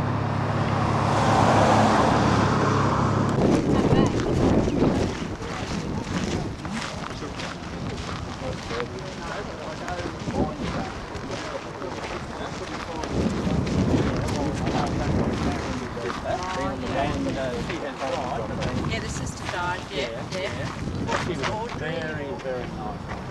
Yeah, they spoke highly of her. We'll talk to you when we're finished with it. Yeah, all right, and I'll put on to this. We'll do some detective work. Yeah, right, you'll be fixed up. All right, like as I say, this hydraulic filling method of sending the stuff back underground, that was designed here and used worldwide. The method of flotation of separating the minerals, that was invented here and used worldwide. The use of rock mods to secure ground and save using all timber underground, that was invented here and it's used worldwide now. So a lot of the mining industry, principles that are used worldwide, they started off here. Jack, sorry to interrupt. Yeah, no. When they first started the mines, where did they get the timber from? Canada. North America and Canada. So where did they go? No. Oh, well, it was. Yes, in the very, very earliest first of days, it was around here. So you notice it used to have an old steam winder on there This up came in from 1936, Creek. and then it closed down and it reopened again in 1947. In 1947, they put a little electric winder in there, and when I left school in 1944, I was a postman for 6 weeks. Then I went on the mines as a boy in the mill separating the lead and the zinc for 2 years. Then I joined the Navy for a couple of years, 46, 7 and 8, come back, that was a wireless operator, come back and I said to the miners, my job's still there. And they said, yes, in 3 weeks' time, or you can go underground straight away. So I said, right, I'll go underground straight. I'm going to have a trip around Australia and then I'm going overseas. Yeah. So I thought, well, I'll go over to Frogmore. a little scheelite mine just out of Woomera. Oh, okay, yeah. That was scheelite there. Well, I went over there driving the winder, and while I was there, I went down to Snowy Mountain to have a look around, and I was at Captain's Flat one night, a Saturday night, and the Sunday morning I was staying at a hotel and I read this paper, wanted at Tennant Creek, a winding driver, a platman, a braceman, a diesel driver, a diesel mechanic, something else. I said, I'm all of them. So my wife was running a girlfriend and she was up in Sydney. I rang her up and said, I'll be up to Sydney for a night or two. That was on the Sunday morning, so I said, I'll be up there tonight.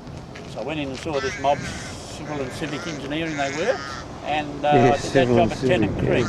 They said, yeah. I said, I'm all of them, what do you want? He said, there's no one in Australia, all of them, mate. I said, I'm all of them, what do you want? He said, you're on the winder. He said, you're on the payroll now. Wow. Be back in Broken Hill Friday night, fly to Adelaide and fly up there on the there. So I went up to Tennant Creek. Yeah, Cap put that up there. Well, I said to my wife, I'm that disgusted with it and the way the council carried on about it. I said, I'm not even going to talk about it. So I've been doing these walk tours for 18 years now, only once a week, once a fortnight. And for many, many years I didn't even talk about it, I just ignored it and kept going. Well, here one day I had a group of visitors up from South Australia from a brass band, but some of them were staying at my place, and they went up to the old BHP mine. Now, a mine is generally called after a manager or an engineer or an accountant or something like that. Well, that's Delprat's shaft up there, but it's the BHP mine. So they went down Delprat's, and the guide of the day, when I went up there to meet them, because if they come up, I'd take them in and show them the winder or show them this or show them something else or explain something else to them. And this particular day, some of them come up, there was about 90 people underground on the cage up there, only held 13 people. So the guide said to my wife, Val, come on, jump in and we'll go down and get some more. He just lives over by me, so she jumped in the cage and went down. And when she came up, she said, Jackson, you've got to tell them about that. She said, I've seen them. I said, all right, I'll tell them. So what it is, that's the look on the blokes' faces when they come up from underground after a hard day's work. And between 1900 and 1950 it was hard work, it was all pick and shovel and hard work. All right, so when they come up to the surface, that was a good day, got a quid in my pocket, have a beer on the way home, happy wife, happy kids, good. Others come up and say, got no money, got no thing, I'm broke again. But see, going along here, see these ants? They never fight with each other. But a big ant will fight a little ant, or a black ant will fight a white ant, or something like this. But ants of the same breed won't fight each other. If an ant has got a grasshopper, and he had to have a railway system. So we said to the government, we want a railway system. They said, no, it's just like you're a mining town, you're not getting one. And we said, well, we've got to have one. They said, look, we've been we put a railway to different mining towns. 4 years, 5 years, 10 years, boom, boom, bust. And there's a train line 500 mile out. You're not getting the train line. Take all the stuff like bullocks and camels down to the South Australian border and they can take it from there. South Australia said, well, if we'll jump the fence, we'll come in and pick you up. And New South Wales government said, no, you won't, you'll stay there. And they can deal with bullocks and all this because we're only a splash in Japan. So we said to the government, look, we can't be big, we've got to have a railway. The government said, you cannot have a railway. The word railway is government, and you can't have a railway. So that's out. Have what you want, but you can't have a railway. So we started the tramway, the Silverton tramway. There's our engines and our carriages and everything else, and we'll do these for a railway, but we're not allowed to do all that work, and that's government. So we started the private railway system for the tramway. This is Japanese massacre of these fighting years. Two nurses from here joined the war in World War II, straight after the war started. Now, Vivian Baldwin was born in Africa. Once he had her education,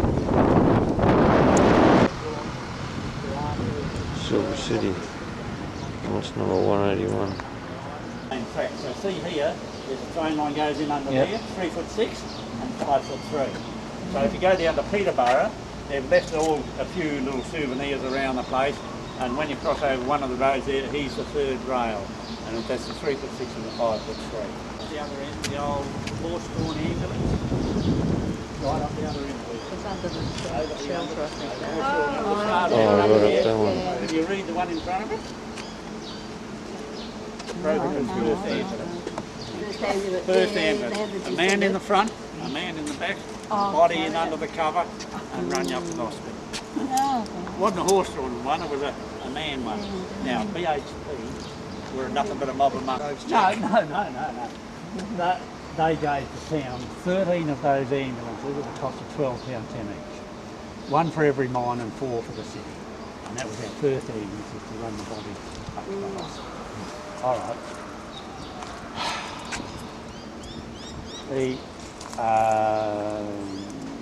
That old train over there, that old South Australian engine, the old uncle, he said to me, he said, Jack, he said, morning tea, restaurant sort of thing in there, and it is very, very much worth a trip in there. But if you go behind that and you see a couple of old trucks, if you look underneath, you'll see this old shoveling dirt into trucks.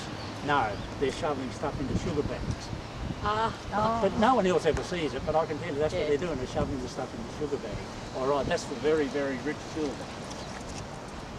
Camels, between 1860 and 1926, they opened everything inland from here. Be it the inland river port or the inland railhead, everything from there on was done with camels.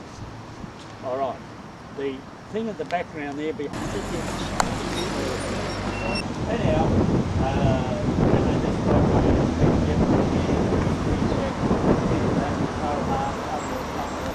over there, my name coming up and again, but Jack puts the talk on the union movement. I couldn't care too less about the union movement, but still, I went up there and had a talk all around Australia on ABC at 11 o'clock. But anyhow, that's wrong. This was 1898, 1905. All right, now whether you knew it or not, there was a big industrial see things were going down. So when I left the mines in 1986, they said to me, and I said to everyone, anyone that wants to retire can retire. If you're over 55, you're automatically finished. He's a good sort of a handout, plus your pension money and all this sort of stuff. Very, very good handouts. You're finished. I said, right, I'll pay. And they said, no, not too many. Anyone else will not do it. We don't want you to go. I said, right, I'm going. But you'll get into strife. So as soon as you get into strife, there's another bloke that knows as much about the workers up there as what I do. So them and I'll come back and help. So we were both winch drivers and lining drivers and all this sort of stuff. So we put the new wheels up on the top of head frames and done all sorts of things up there, lifting all the machinery into place. And anyway, we went back once for 6 months and another once for 4 months. So that was just went back to helping out, and then they got some more men trained to do the work. But anyhow, so after we pulled out, there was 1,000 pulled out, there was 1,400 worked on the mines at the end of '86. Anyhow, shortly after that, some people down in the miners were digging them out, and I was driving the train in to take the dirt away from them. And Bill brought down some train lines. His train was 2-foot gauge, mine was 3-foot gauge. So he brought these train lines down, and Roberts, he said, Holland. I said, surely I know something about Holland. I said, yeah, I know. You don't know, but when German thing not being complete, like close enough, snapped off in your prime column. Yeah, all right. I was in Port Pirie, that's where I was married, and was down there not long ago. And I went out to the cemetery to see the grandfather's grave, father-in-law's grave, and he was 5 broken columns. 3 women in childbirth, 2 lads killed on the motorbike. Wasn't their own thing. Most on the side had no hope. Now playing dance music and the iceberg. Monument to the band of the Titanic.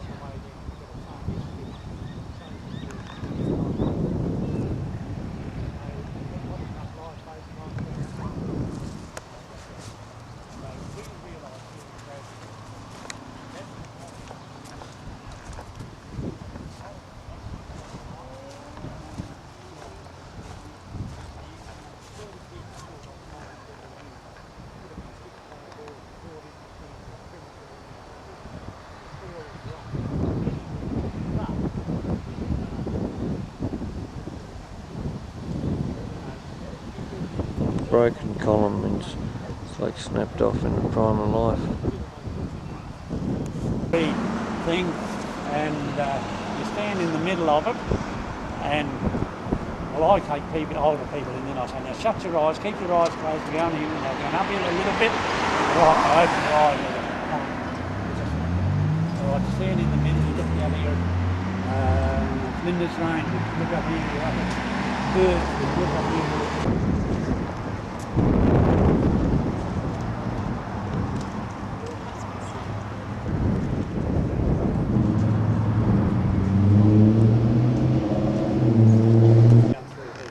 About 1936, things started to pick up. I joined here in 44, and we go up here to 1968, that's when mechanisation started to come in, and our workforce dropped, and it started to level out. When we started, we had desert around the city. All right, we've still got desert around the city, no more desert, no less desert once you get out the bush there. When we started off, we were working on about an average of 90 ounces of silver a tonne. All right, a lot of silver. But you get over here now, there's a lot less silver in the dirt now. Up until 1983, the mines were the backbone of the town. Not now, tourism is now. And when we started living here in 1883, it wasn't very nice town to live in. No dirt road, no bitumen road, no electricity, no water, no nothing. So the environment wasn't very happy place to be living. But over here now, it's a much happier place to be living. That's how up and down the local. I said to the mayor, stick a plaque there about it. You've got a stick a plaque. John Goff was the librarian here, whose sister was Bronhill. Runs the town, not one person. So they got her in there, took the things out, and they replaced the bottom stuff with new stonework, and that's left there. That up top there used to be a fireman's lookout. This used to be the fire station. Now moved across the road. And in 1920, in fact, I was on the murder case jury up here, smaller one at the hospital. I want to know how he got here, because it's 1890. So I looked it up, and come down to Hay, and 5 days in Cobham Cove coach to come up from there, laid these 3 foundations going back in Cobham Cove's coach back to Sydney. All right, my mum was born here in about 1896, and she left here in 1900 to go over to Wollongong, Corrimal, to the coalfields over there. And I said to Mum, I said, how'd you get over there? And she said, I don't know, I was too young. I said, well, how did you get back? You come back here when you was 10 years of age. She said, yeah, we went to Sydney, we got on a sailing boat and went to Adelaide and came up by train. I said, all right. Now, this is Cobham Cove. My mum was in a sailing boat, and yet here now, we see jets flying over here every day. In fact, they're here a few weeks ago, there was a jet going this way, and the ones that fly over here mainly, any good therefore that I can do, or any kindness that I can show to any fellow creature, let me do it now. Let me not defer it or neglect it, or shall not pass this way again. Now that was written by a Quaker bloke over in the early days of America. But to me, it means a lot, the word creature there. I've got these 2 Labrador dogs that are obedient trained, and if I bring it down here, I've just got to say,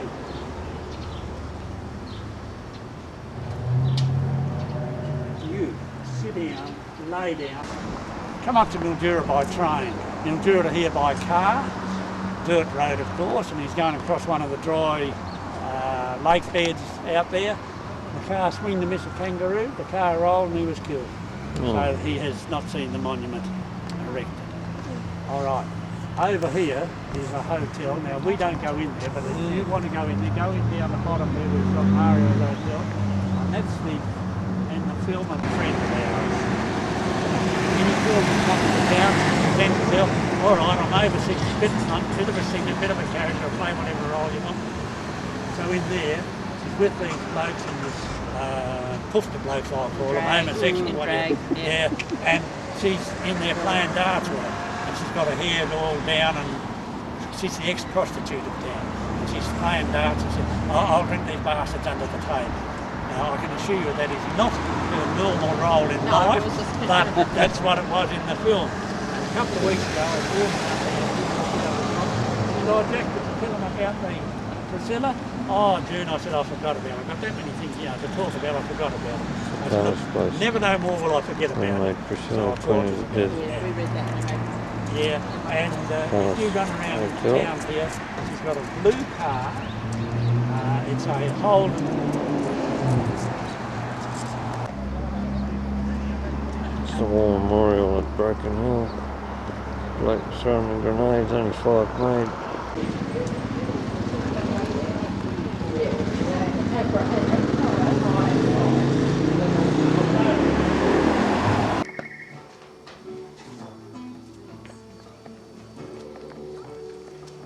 Different rock. Crystals.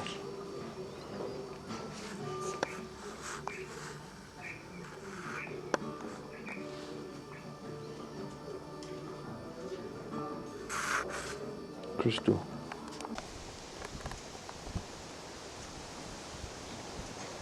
White's mine.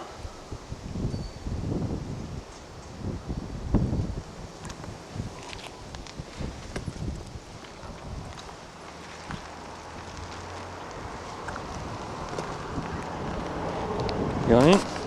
The other one. Okay, it's we're in the White's Museum, is that what you call it? Yep. White's Museum, Broken Hill, and this is Mrs. White's collection of dolls and bears, and mostly you've made most of the bears. Well, most of the bears I've made. Yep, and I make porcelain, cloth, clay, teddies and dresses. wow, and this is I would say part of your collection, because you've probably, like me, got stuff elsewhere. So we'll do around the top. Probably over the 20 years I've done a good 75% of them, if not more. Just a hobby that got out of control. Oh, now there's a when I was a kid. Gollywog. Yeah, we had a gollywog, but not that big. Yeah, he's made of clay.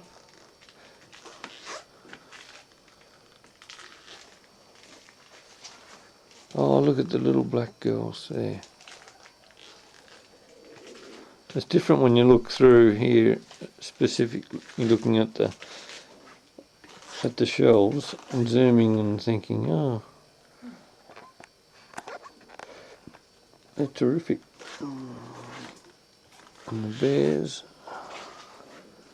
up here. Oh, see if I can see a bear like I've got.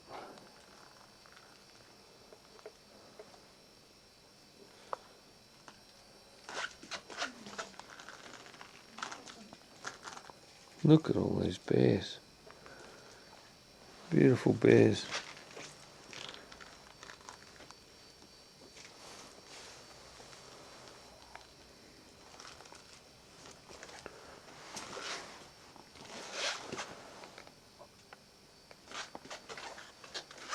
Oh, look at these.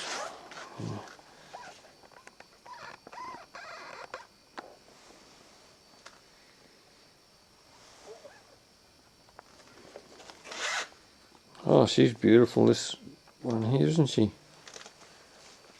Did she have a name? Oh, Claudia.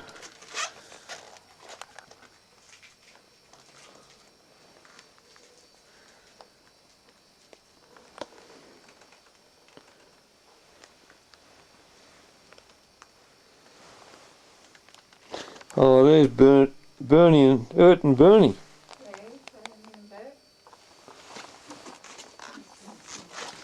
I've got Ernie and Bert on my jumper.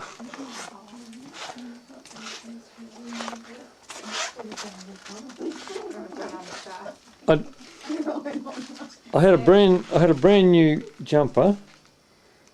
I'll just stop that for a minute.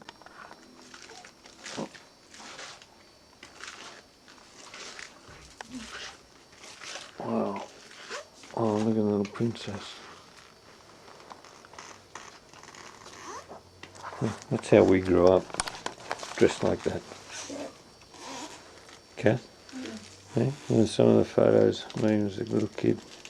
Yeah, the knickerbockers. just in the old fashioned. Yep.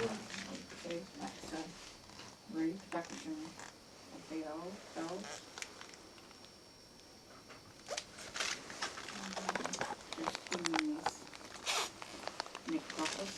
All the Indians and I don't know if I've got it all, but Yeah. there's only so much you can get.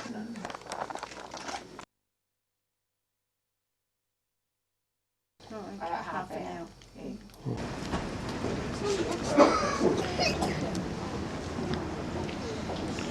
Indian Pacific.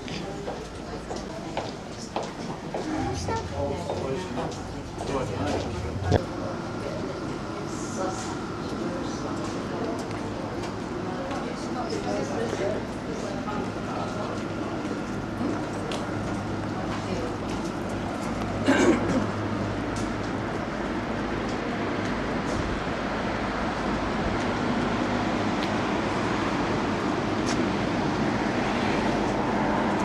Red Kangaroo Service.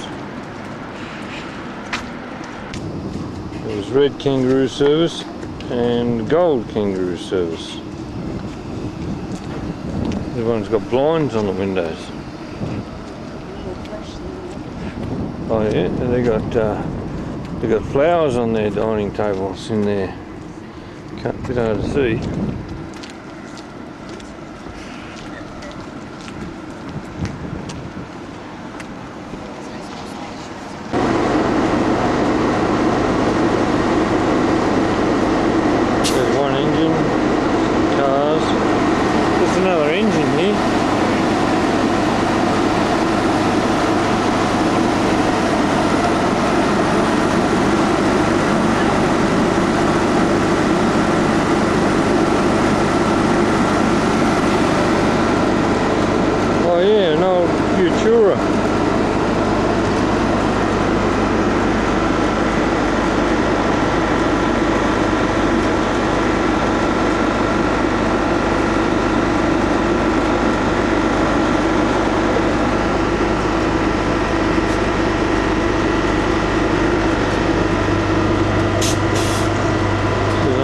The Pacific National. Driver with his arm out the window.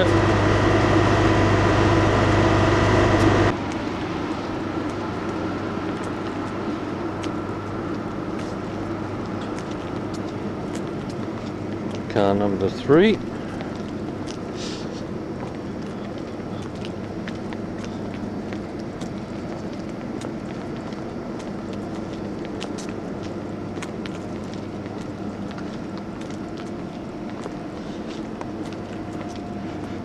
Car 4.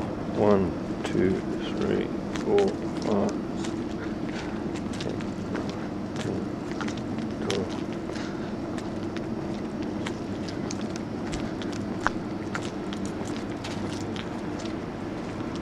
25 metres each. It's car 5.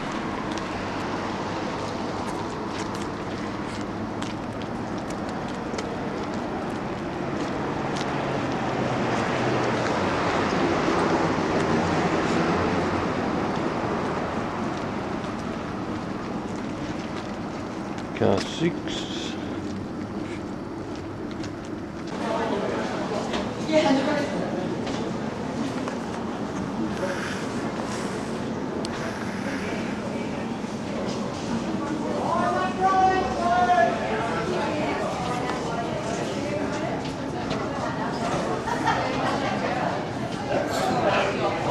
Yay.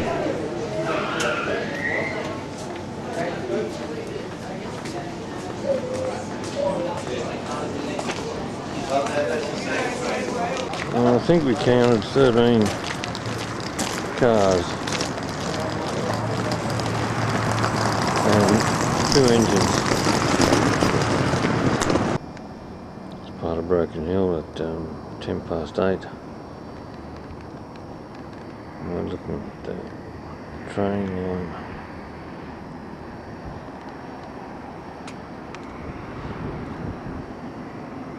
There's a train line for the Union Pacific.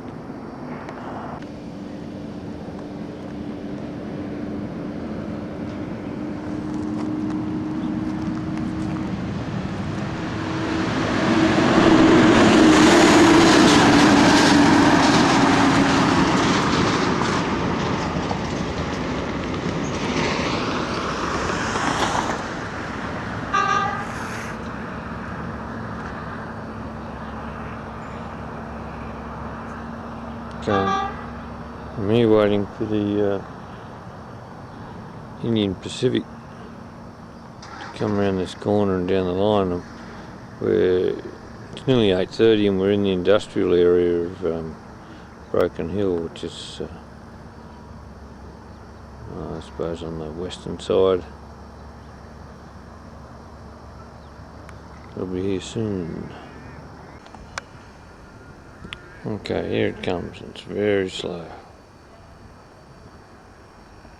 I suppose it'll pick up pace once it gets out around this bend.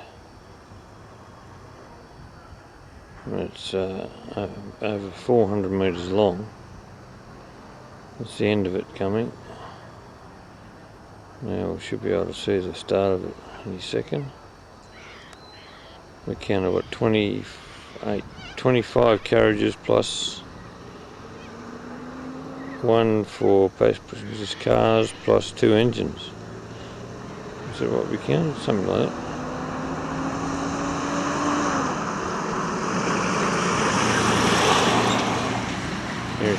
Here comes the light. There she is.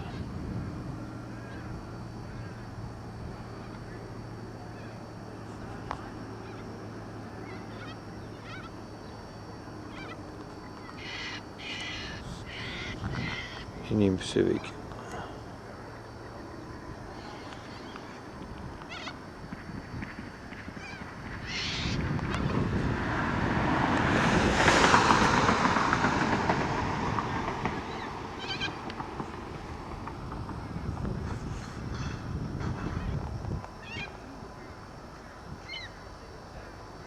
Still going pretty slow.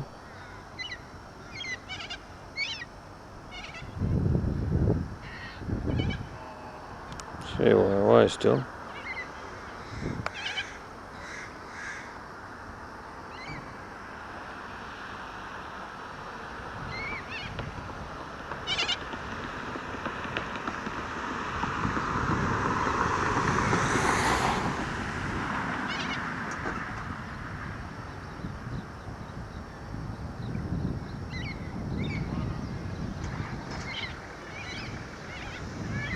Like it stopped. Yep, stopped, and the train drivers got off.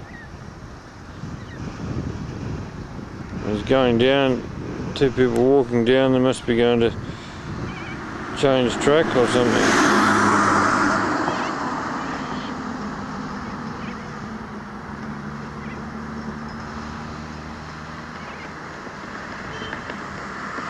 Walking around the front.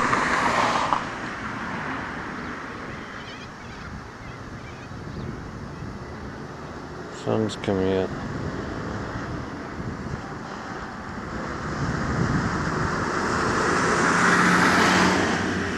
Can't see them now, they're way down to the right of the train, which on the train's left. Here they come.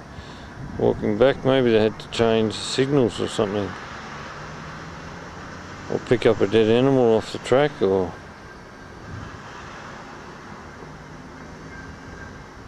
don't know what they're doing. So I can see.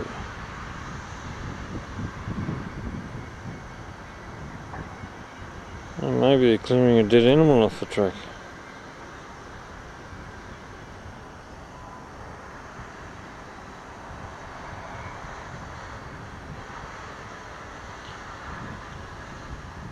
Okay.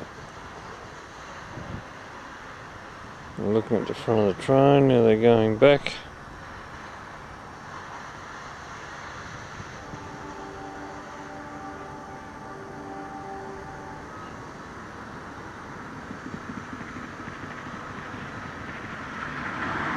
Sun's coming out, so it's shining a bit on the train.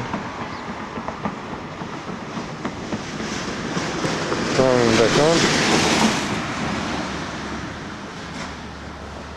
So, here it comes.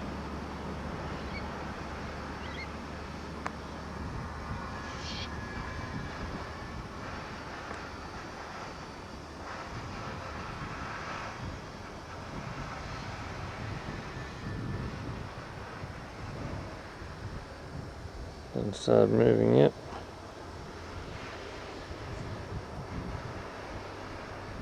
Okay, it's moving. Here she comes.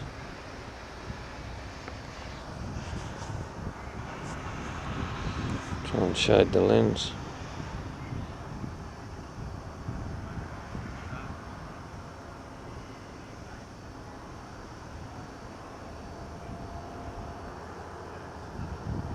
Bright sun's come out.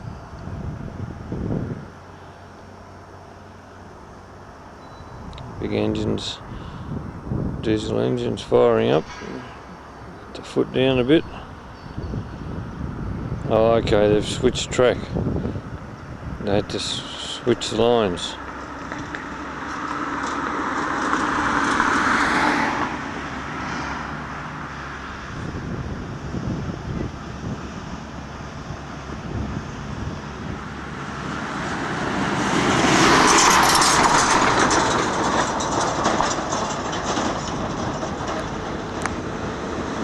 Still a fair way away.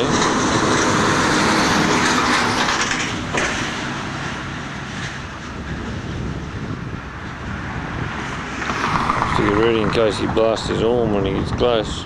Scare the living daylights out of me.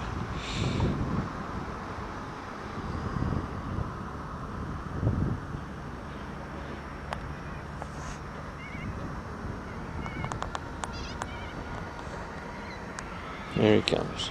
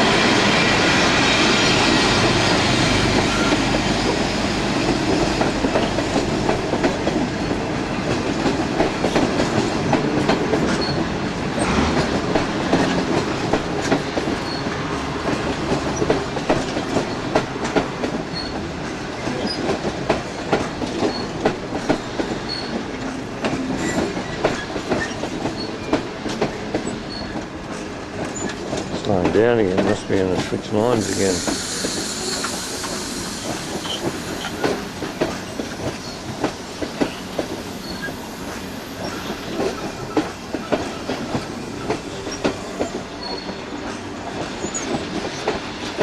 Oh, it's just picking up pace again.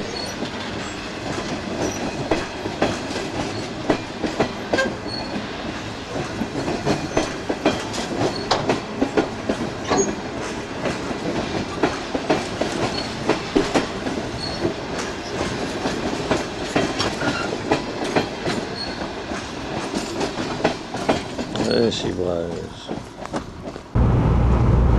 Now it's 10:29 Eastern Standard Time, or 10 o'clock I suppose, South Australia, or Broken Hill time, and this is going sort of south east. Broken Hill heading to Wentworth and Mildura. This is what the countryside's like. We're about 50 k's south at the moment. I accidentally pressed that on. Is it recording? Yep. So this is about 15 k's out of Mildura. We're in Victoria now, and so we've got fruit trees on the left, and we've got a whole lot of grapevines.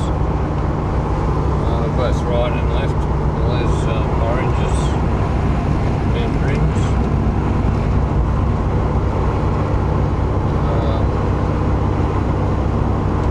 Yeah, 20 k's from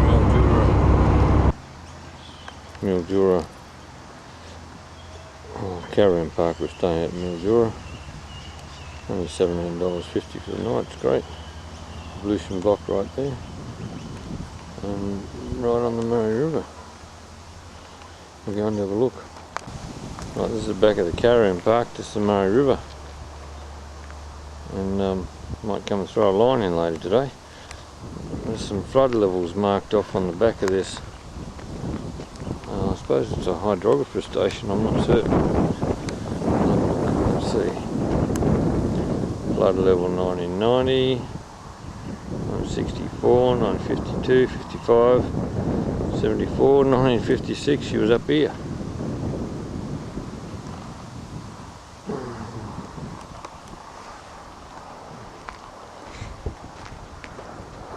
It's cast down, isn't it?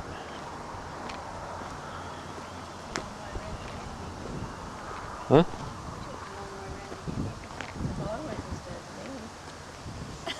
Mm.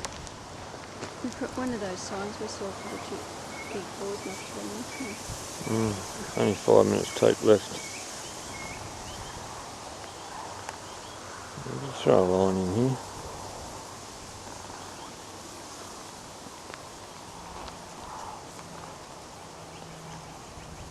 There's a fair bit of water in here for the Murray. But I don't know if this is on